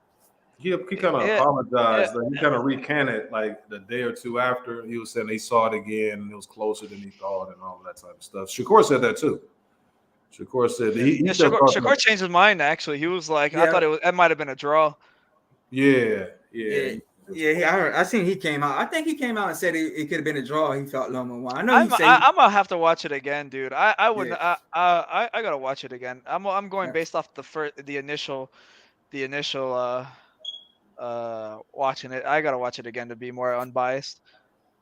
Yeah, it's tough, man. Like when they do it, like it depends. Like I wouldn't give a damn if I wasn't that invested in it because I like contrary to what people think, I do like Loma. You know what I'm saying? I just don't like all of that. They put too much seasoning on Loma. You know what I'm saying? Since Ali, you know what I'm saying? Like, come on, man. Then they just do too much. They was doing that with Triple G. You know what I'm saying? Like, I like what I see, but don't sit up there and be adding extras. So, in my boxing group chat, or in the boxing group chat me and Legend are in, there were some people who thought Haney won that fight. So it's like it's not really that far fetched to think Haney won that fight. And I don't think people this should have been an uproar, but you know how Loma is like that beloved fighter or whatever. So there's always going to be some bias. Even if Haney won a well-deserving 116-112, you're still going to have a lot of people complaining about it. Like when Teofimo won it, I thought he not easily won, but it was a clear 8-4 fight for Teofimo Lopez, and there was still a lot of people saying that should have been a draw. And so Loma was just really beloved, but Loma didn't do anything for the first 7 rounds. And then I gave that fight was 1-7 to Teofimo and 12 to Teofimo. So, and I thought Loma won 8, 9, 10, 11. And then some people gave round 2 to Loma just because he threw one combo in the entire round. but he did nothing except for throw one comp. So there's no way I could have given that one to Loma. So it was a 8-4 clear as day 8-4 win for Teofimo Lopez, and I still saw people trying to give Loma the win, or it was a draw. So in this fight, and then with Haney and Loma, this fight was even closer than the Teofimo fight. So I can see why the uproar happened, because in a not close fight, a lot of people were giving Loma the win, and so in a really tight fight, Loma's always going to be given the benefit of the doubt by the fans. You know, it's another thing that we're not mentioning too. Mm-hmm. That push. So when he pushed him, like that also kind of like made Devin a villain. Like people wanted to see Loma whoop him because you follow what I'm saying? Like yeah. Loma is so much of a beloved guy, and you figure that when you have somebody who's that established and this young dude, and it seemed like for no reason, like Loma wasn't like chirping at him or anything like that, and then he pushed him as hard as he pushed him. And it's like, come on. It was because it was like it wasn't like a push, like what's up. It was like the way Devin pushed him was kind of with hate, kind of. It was right. a little. It was, and other pushes I've seen was like I pushed you, like, hey, what are you gonna do about it? But the way Devin did it was kind of like I hate you push. Right. So with that being said, with everything you just mentioned, and then you had the push. Now I can see it would make more sense if Loma was in his face talking crazy and he's like, man, you know what I'm saying? Yeah. Loma don't give you that. You know what I'm saying? Like Loma like real respectful. You know what I'm saying? He was chirping at him. He didn't even hear Loma say anything, or he didn't see his lips moving that much.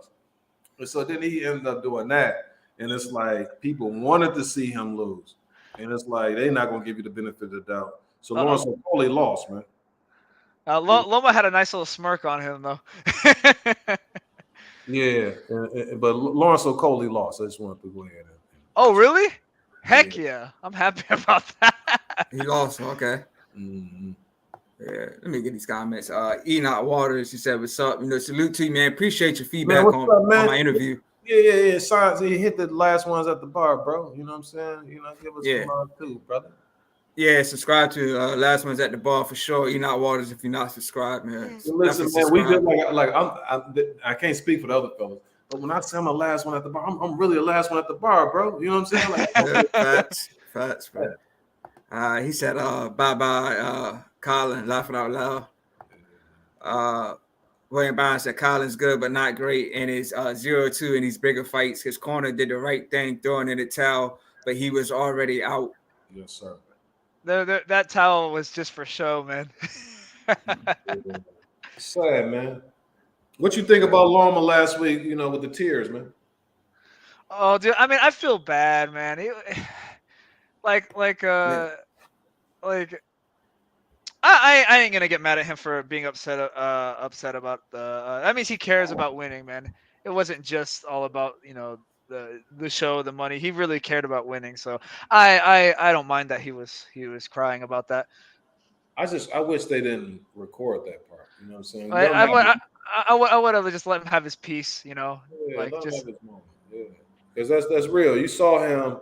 Because you wouldn't have thought that he was going to exhibit those type of emotions based on how he would talk inside the ring when they were interviewing him. And then, like when a fighter is like, it's just a certain place where it should be a safe haven.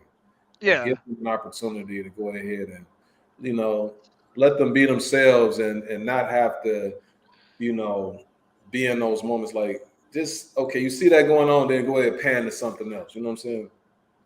That fight was a little bit of I guess maybe the beginning of Devin Haney being a villain, I guess. I think what though, G? It could be. It all depends who he faces. Because people's attention span is so short. Maybe Devin is going to have to play that villain role in order to sell because he's not gonna win people over with what he does in the ring because he's not a power punch or anything like that. He's talented, but see, I can see Shakur Stevenson being able to garner more attention with his style because he's so slick and it's like it's a more of a perfection type thing with him. Uh-huh. But with Devin, he's still got certain holes in his game where he's vulnerable in certain areas, but he's not he's always gonna like if he's gonna win 9 times out of 10, it's gonna be a 12-round decision. And you're gonna be saying the same thing over and over. You know what I'm saying? Hold, jab, jab, jab, hold, jab, jab, jab, hold. Thing, man, like if for him, he better get another trainer.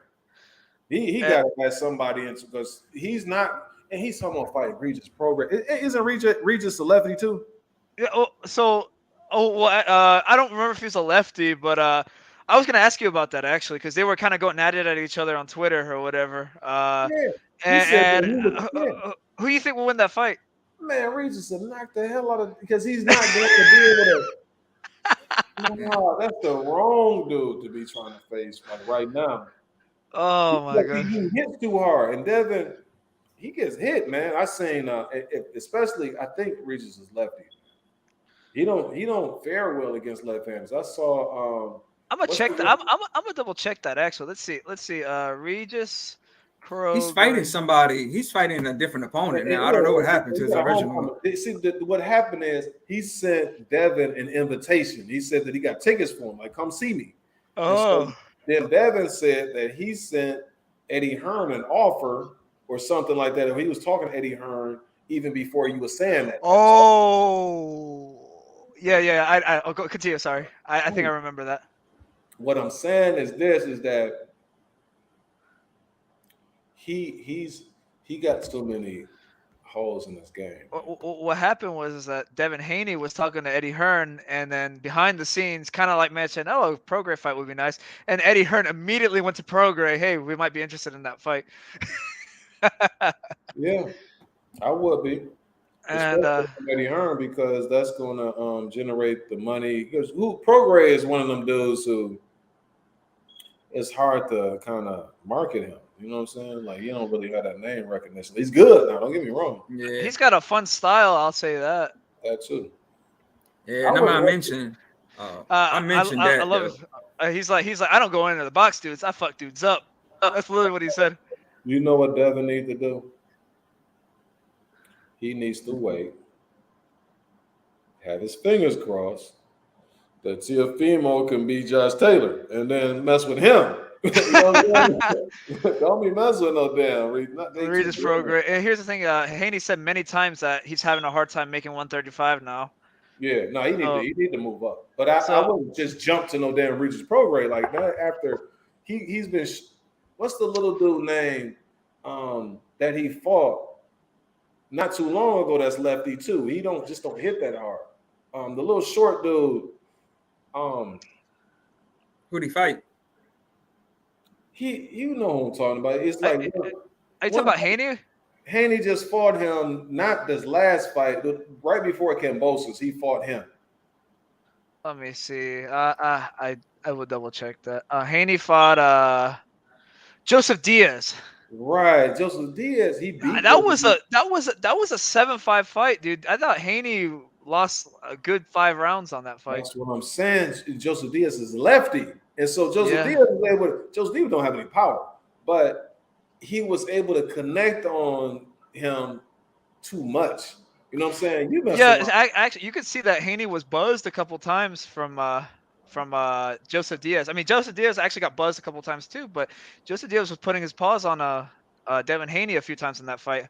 I watched that fight. I thought it was 8-4, 7-5 for Haney, but man, there was a lot of clear rounds for Joseph Diaz. Yeah, can y'all hear me? Yeah. Now, your screen's a little frozen, but we can hear you. My screen frozen like I don't know what. That's what I'm saying. I'm gonna pause for a second, man. I'm trying to get my screen back right. My shit frozen bird right now. Yeah. I'm gonna run through this while you do that. Enoch Water says T. Finney, do Tank and Shakur fight next is what I want to know. I don't ever. I would say you're gonna be wishing forever for Tank to fight anybody good. So, unless they on a weight clause, you know what I'm saying? Unless they're not allowed to throw a certain amount of punches a fight around, then you're not gonna see Tank fight him. Yeah, but he's got to do his little home detention thing, but that's only 3 months, and he is in a home in Calvin Ford, so I'm sure Ford's keeping him busy. Let's see, good show. Not easy fight to score. Yeah, G5. G5 yeah, is my guy. He's the reason why I know 90% of what I know. yes. What was you talking about? Now, oh, you talking about the Loma fight? Just everything in general. No, I was saying with the Oh, comment down. oh yeah. Not an easy fight to score. That He talking about yeah. he talking. Which one he talking about? Lauren Wood? No, I want to. No, hell Oh, no. Haney. Yeah, Haney. Haney. Yeah. Okay. No, Yeah, for that's sure, man. That's really depends on what you're looking for and what you like. Like I said, if you like the body work that Devin was doing, it was one round in particular where Devin, he landed, it was like 14-15, right? As far as the total punches landed. Devin landed out of the 15, he landed like 8 body shots, 7 head shots. Loma was putting in work to the head. Do you like all of those head shots that Loma was throwing? Or do I you would like the mixture of what Devin was doing? actually I would say the body shots were really nasty from Haney. Like they were clear like cut body shots, and a few of them actually stopped Loma in his tracks for like a split second. A few of them did. Yeah, Mhm. didn't you mention he looked like he was breathing hard in this corner in one round? Yeah, it was like in the Yeah, middle part. I was like, damn. I was like, he yeah, might be done, but then he got yeah. that win. Facts, And yeah, Yeah. yeah, so Haney did some really good body work, man. facts. The swing rounds, some of the swing rounds, I guess you would maybe give it to Haney because of the body work. Can I ask you a question though? Yeah. Loma, no catch weight, no nothing. Loma Tank. What y'all think? Uh that's a close fight, I think, but I think Tank does not throw enough punches to win rounds. So it would be like it would be if it went 12, I think Loma would win. But if there was going to be a stoppage, I think Tank would get it. Me, if it was a few years ago, I would probably say Loma, but at this point, man, I'm going with Tank. I'm gonna Um, say. I don't Go know, ahead. 'cause it's to me, they've been avoiding Loma. You know what I'm saying? Like, It was like year after year, excuse yeah, after like excuse. Loma sitting up there like wanting to fight. He's saying, and it's kind of like wishful thinking to even suggest like what would happen in a fight like that because it's less likely to happen. I don't think they ever would consider doing it. They would consider me to fight Tank before they would consider Loma. No, they're gonna go through. What they gonna do? Now they might fight Loma if, let's say, for instance, Loma takes. It was a guy on the undercard who knocked out Nakatila. He's a top ranked guy. Oh, Morel, Whatever Raymond his name is. something. Yeah, whatever his name is. Yeah. Let's say, for instance, Loma decides to fight him because he's a top ranked guy, just to stay busy. Yeah. Let's say, for instance, Loma gets dropped or he doesn't look good. Tank goes ahead and fights Pitbull Cruz in a rematch. He goes and gets Rolly or somebody, whoever he decides to fight. They might decide to fight Loma then, you know what I'm saying? But I don't think that the way he looked against Devin, and they're not going to go to a Loma fight that soon. You know what I mean? Because he's still a little too tricky.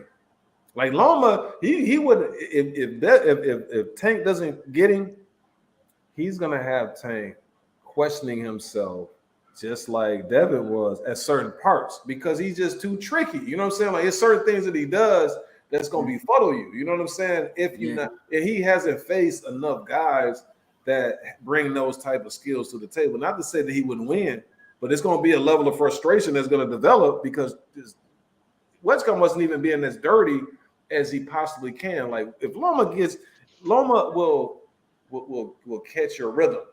Once he catch your rhythm, he's gonna be very. That's what Devin was saying. Like, damn, I think you know what I'm doing.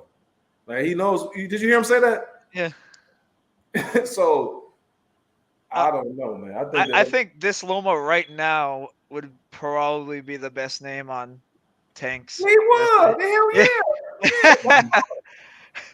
Would be the best skilled fighter. Yeah, that footwork, something else, man. You know the way he'll throw a combination, jump to the side.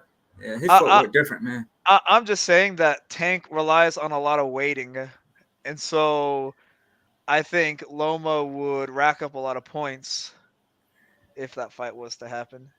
definitely. I would have a hard time seeing Tank trying to win on the cards and stuff. He would have to like catch Loma coming in or something.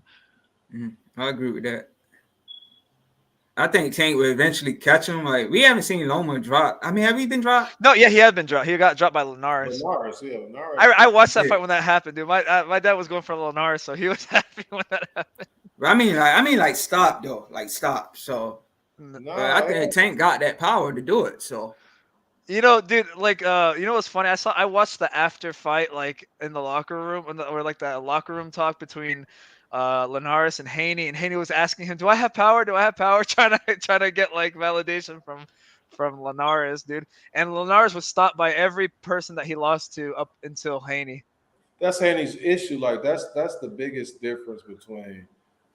So the other thing with Haney is what Haney was attempting to do was something that he's really not. That's not his thing because Yeah. everybody knows with Loma, the biggest thing is the bigger guy applying pressure or, I think applying pressure, and then you're the bigger guy moving him around and stuff like that. Tio was doing that. Salito was just like kind of like being strong and out hustling and stuff like that. So he's trying to employ a style too and being more aggressive than he typically is. And so I think that's what partly what the problem was. What's your plan B though, Devin? Like if that doesn't work, then what do you go to? And he didn't have a plan B in that fight. He got caught really bad against Jorge. He did, yeah. But he was winning so much of the fight. Like I'm not see the dichotomy of that. Yeah. Like the separate part of it is I've never seen Linares losing so much to somebody. Like he was beating them first 10 rounds or whatever. It's like he's dominating. Yeah. I've never seen him like that before. Then on the flip side of that, I've never seen him go that long in a fight without getting knocked out if he's gonna lose. Or get knocked down.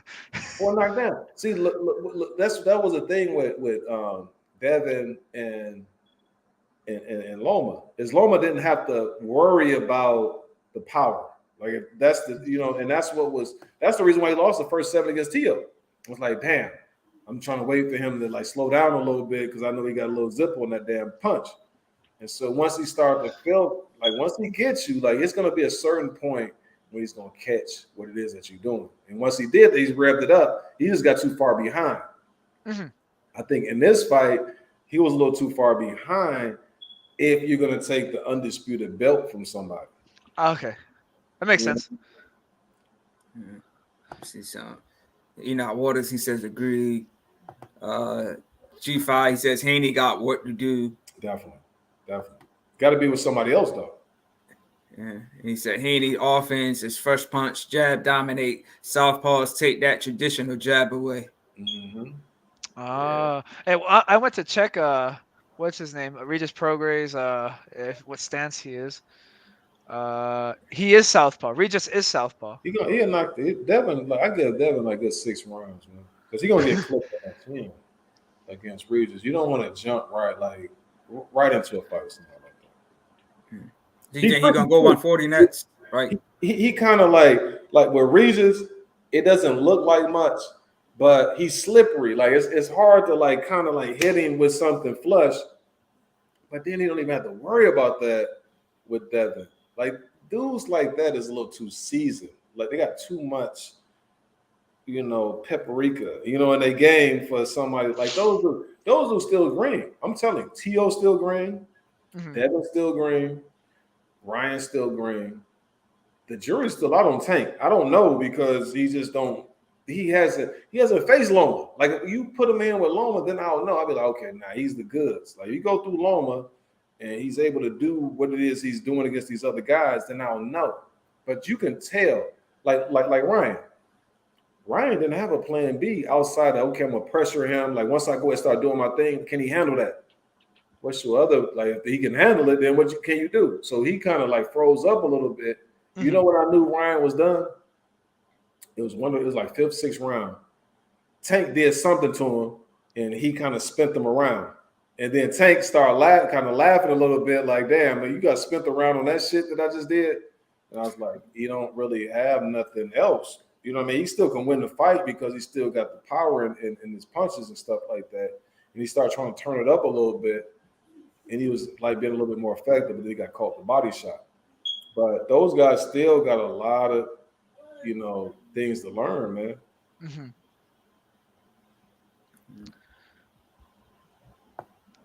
They're showing a little bit of Alex Martin's last fight now on his own. Alex Martin. Yeah, they're showing his fight when he lost to the last guy. Yeah, Durant. I think I thought that was he would stop. Jacobs. I thought that was Danny Jacobs back in the day when he lost to that Russian dude. Mitri Pyrog or something like that.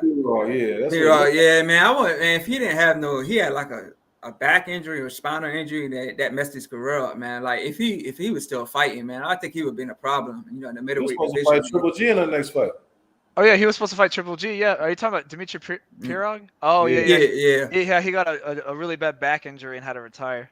Yeah, that messed his career. I think he'd have been a problem, man. I know he caught Danny Jacobs flush, and like Jacobs went down. Like he was trying to say he was already. It looked like the ref pushed him back down though.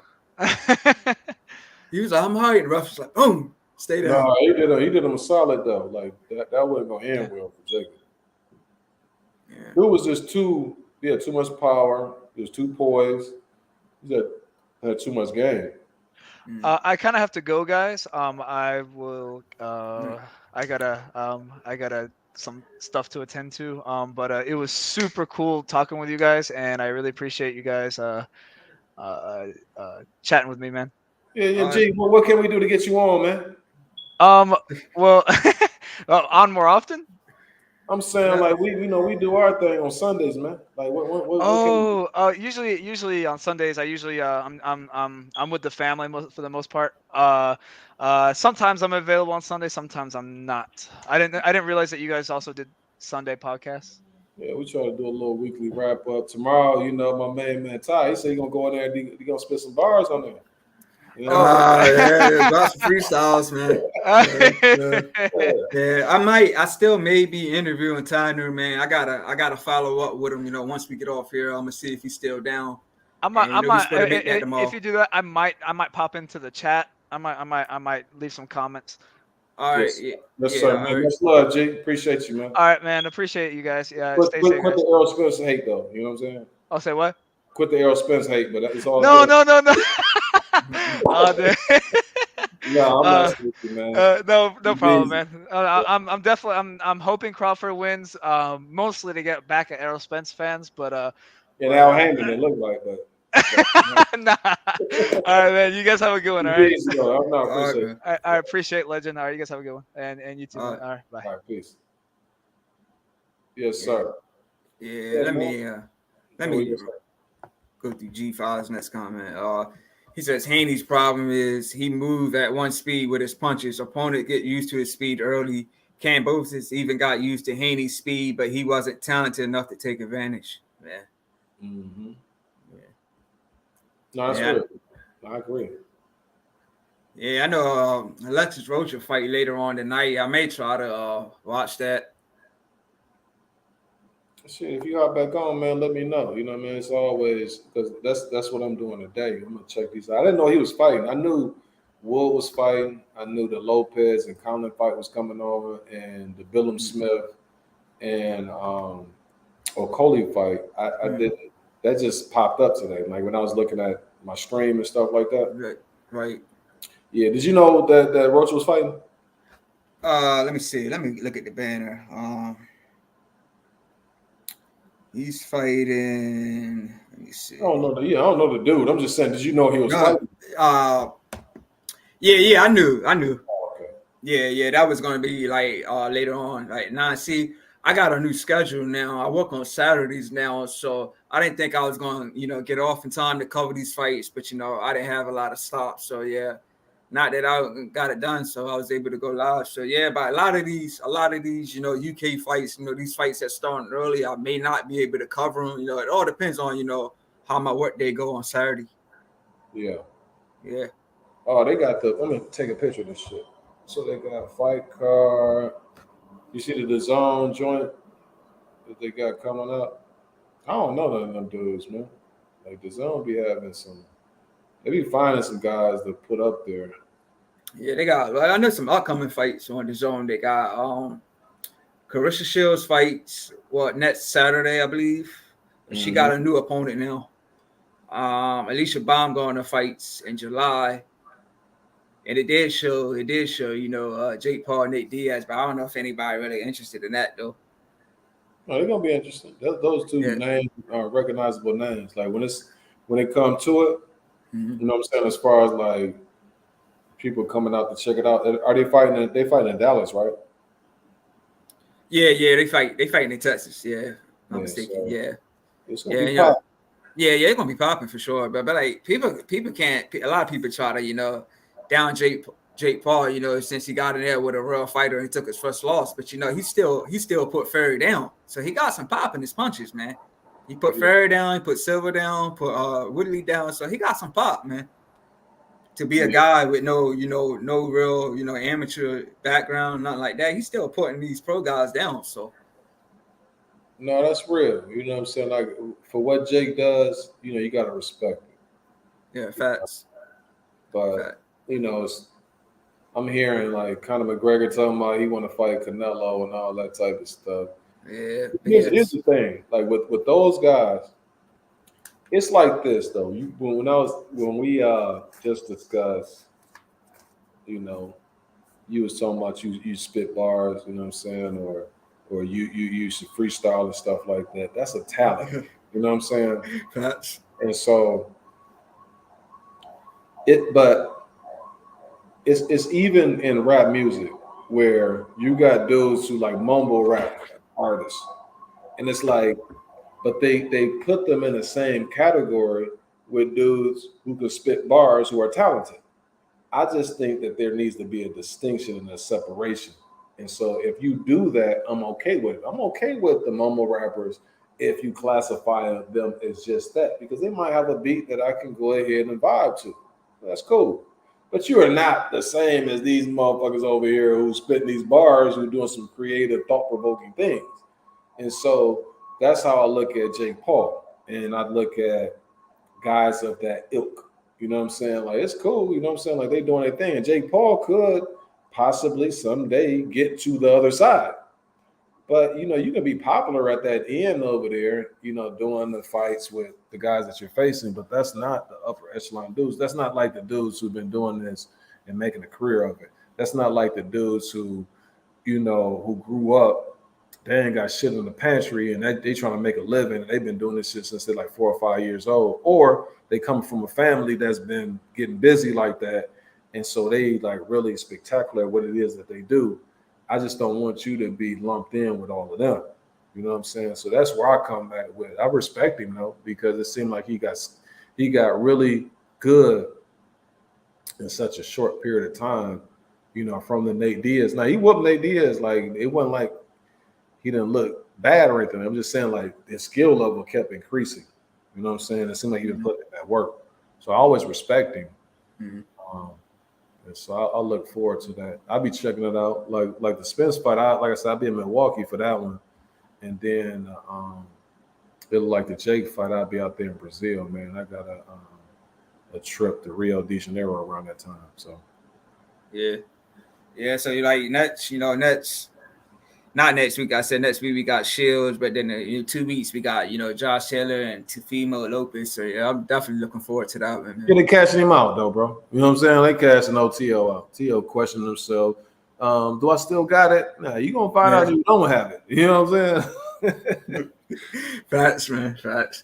But it mattered though. Like Josh been off so long, and he's coming off like the injuries that he's coming off of. But if he's anything like he was before the injuries and the layoff, it's a wrap. Like, I got Taylor winning this one, man. Yeah, put a fork in T.O. Yeah, and he coming to New York too, right? So he'll be in T.O.'s backyard fighting this fight. So, it's in New York? I think so. If I'm not mistaken, it's in New York. Yeah, it's in New York, I think. That shit around them parades and shit like they be having out there in New York too. Yep. Yeah. About smoking, man. Yeah, what you gonna do later on though? You gonna go ahead and you coming back on or no? Or you I'm done? not sure, bro. I may just watch it. Like I said, I'm gonna follow. I'm gonna get up with Tyner, see if he's still down. But yeah, I'll probably just watch the fight. I'm not sure about covering it, but yeah, y'all gonna go live tomorrow? More than likely. You know what I mean? We got some goodies though tomorrow because Okay. I don't want to give up too much. But Okay. All right. Let's save it. Yeah, save it. Only thing I'm gonna say is this: is that we do like we when we do our predictions, Okay. we got like a tally of who is the best. You know what I'm saying? At predicting fights. Last year, I was the unanimous Floyd Mayweather. You know what I'm saying? Canelo Alvarez, undisputed Devin Haney. You know what I'm saying? Of last ones at the bar with the predictions. So this year, Lavelle is up. You know what I'm saying? I really been like tanking a little bit. I ain't really been, having no thought-provoking type thought process when it came to these. I was just waiting till the end. It's kind of like how LeBron was in the regular season. You know what I'm saying? Like he's trying to get the scoring title, and he ain't really worried about like with the seedings or anything like that until the end. You know what I'm saying? So I'm really, once the Spence fight comes, that's when I really want to go ahead and start focusing in and telling you like intimate details about how this guy's gonna win and why they're gonna win, so I get my points. Vail putting all his work in. You know what I'm saying? Danny, I don't know what Danny's doing. I'm saying that to say we made a bet earlier about the Spence Crawford situation, but Vale's also said some other things since then. So I don't know if this bet is truly like official or is he going with what he said after the bet. So I don't know. You know what I'm saying? He's saying that he's the champ already because we put a bet and a wager on this type of thing. So we'll see tomorrow. You know what I'm saying? What's going on? Okay, cool. Trying to get busy, man, with old Machiavelli. Yeah, that's what's up, man. I'll definitely try to tune in. But like I said, I'm gonna get with Tyner, man, see what he want to do if he's still valuable. So. Who's Tyler though? What is he? Is he a boxer? Yeah, he came on a joint with me that I did when I covered Canelo and Ryder. I didn't like that live though, but he came on with me. But he's been in there, man. He's got Mayweather sparring stories. You know, he sparred a lot of guys. Danny Garcia, he sparred Porter, sparred Tank. He's fought Battaglia, he's fought Canelo, he's fought Jesse Vargas, he's fought Adrian Granados. Man, he's been in there with a lot of guys. Been in there with a lot of top names, man. It's like he's got quite a few losses, but at the same time, man, he's only been stopped in like so many fights. So, he's definitely got a solid chin, man. So I just want to hear his story. You know what I'm saying? He's from Detroit, so yeah, he's from Detroit. Yeah, so I want to definitely try to, get him back on. Yeah, if I don't get a chance to catch that one live, I'm definitely gonna catch the replay on that one, bro. That sounds like a goodie. But you always do good work. You know what I'm saying? That's why you are who you are. And not only do you do good work, but it's like that effort, man. It's you know what I'm saying? Like you just you always available. You know what I mean? Like I don't get it. You know what I'm saying? Like I don't know where the energy come from. You know what I'm saying? I feel like I got like some good energy when it comes to like maybe doing a hike or doing this and doing that. But when it comes to that mental shit, when it comes to like, okay, I see you on like you doing this podcast or doing this live or then you doing your own stuff, and then it's like I'm like, damn, how you jumping on all this shit? You know what I'm saying? Facts, yeah. I respect it. That's how I know you got the love for it, man. That's why I always, Yeah, that's why I be telling like guys, like, yeah, you see me doing the lives, you see me doing these episodes, but like behind the scenes, man, I be trying to put that work in. Like my job, man, I got a tough job, man. You know what I'm saying? A lot of people can't do this kind of work I do. So like my job sometimes it could be long hours, but I still try to, just get home and make it here. We be going, we be doing these live coverages, hours, episodes for hours. So yeah, definitely, working hard at work and then, come home, putting the work in here too. So yeah, definitely working hard behind the scenes, man. Shit, you better than me, you know what I'm saying? Because like I felt like this. I remember speaking of back in the day, one of my favorite basketball players when I was coming up used to be this guy named Ty Day. Ty Day played for Arkansas. So when Ty Day played, I thought he was the shit. You know what I'm saying? I'm like, they called the motherfucker. Like Arkansas was competing with UNLV. UNLV had Larry Johnson, Stacey Augman, Greg Anthony. It was the #1 team. Mm-hmm. But Arkansas was like right there neck and neck with them. So, but Ty Day was the dude on Arkansas. Larry Johnson, all them niggas on all them dudes were the dudes on UNLV. Mm-hmm. So I'm saying that to say a year or two later, when the guys end up going to the pros, Ty Day, who was so when I was coming up, they used to call me Will Hen. My name is Wilson Henry. I got the name Will Hen from Ty Day. I saw his jersey. He used to say Ty Day. It's TODDDAY. So my name was Will Hen, WILLHEN. And so I tried to kind of pattern some of the things that he did, like being able to shoot deep and all that type of stuff. So that's where I got it from. Now, I saw an interview with Ty Day where Penny Hardaway was coming up too. But Penny Hardaway was a little bit younger. He's like maybe a year or two younger. But they were from around the same area. Penny Hardaway, like I said, he was cold. Ty Day in this interview, like I said, I'm thinking Ty Day is just the dude. Like I'm Will Hen after Ty Day. In this interview, he said, Anthony Hardaway, Penny Hardaway, he said, man, I got to give it up to him. I said, dude, better than me. You know what I'm saying? Like, because of Penny's athleticism, his ability to see the floor. He can shoot like Ty Day, but he can also get to the rim and dunk on you and all these type of things. Like Magic Johnson with hops, with a three-point shot. So I'm saying that to say, that's how I say with you. You know what I'm saying? Like some of the things, like sometimes I'll come back home and it's like, I can't go live because mentally I'm exhausted. I can't do this shit. You know what I'm saying? So I'll be like, you be on there and I'll be like, I want to get on there. I said, man, I got to rest my head for a minute. Next thing I know, I'll look up, it's 2 hours later, the live is over with. You know what I'm saying? Mm-hmm. So that's why I give it up to you, man, for being able to and having that love for the sport, because you wouldn't be doing this if you didn't have that type of, love for it. So facts, man. Yeah, it's been man, sport, man, been a passion of mine for so many years. Like I took a gap from going to fights, I would say from 2013 to 2017. I didn't go in any fights for a few years, but like by 2017, man, I just been picking up, going back to fights, amateur and pros, man. Like so. And then during the podcast, man, I said, just start this because, the love and the passion for the sport, man. Yes, sir. Man, yeah. You always do good work, man. Yeah, for sure. Like I was saying, man, I was talking to Chris G, but I was like, bro, man, I don't know if I'm going to be able to go to lodge today. I was like, I work Saturday now, but I was looking at my route, man. I was like, I'm going to knock this out. I'm going to run through it, man. Not that I got home waiting time to cover it. You see what I'm saying? And you covered 2 of them. You know what I'm saying? You covered earlier and the other one. Oh, facts, man. Don't be opposed to doing the third one if you can, bro. You know what I'm saying? Yeah. I might call it a night on that one, man. Yeah, I'm gonna watch it though, but I might not. Definitely not. Probably not gonna go live though.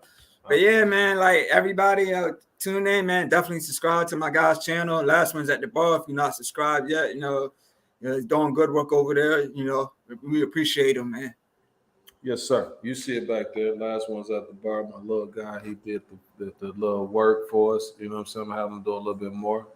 But yeah, man, we do what we do, and that's the beauty of these channels, because everybody does their thing differently. Like for us, we are on predictions. We'll predict fights, and then we'll also do the recaps. We do the news. You know what I'm saying? We do that sort of thing. For me personally, like if I have time, I'm not like time. I'm not the Energizer Bunny, so I can't just be jumping on like that. But the vision is for us and for me to be able to get on and like certain hot topics that develop, especially over the summer, to go ahead and address those things, those days that it happens. But that's my thing. Like Ty, you know what I'm saying? You got the interviews, he does the lives during the fights and stuff like that. And just a plethora of other things, you know what I'm saying? So you get a gumbo of everything, man. G5 is a cold dude too, you know what I'm saying? Yeah. It's just a whole bunch of people who do things differently. You know what I'm Facts. saying? You get a chance to, check out different stuff, different ways. Facts, man. And like I said, man, I like how you like.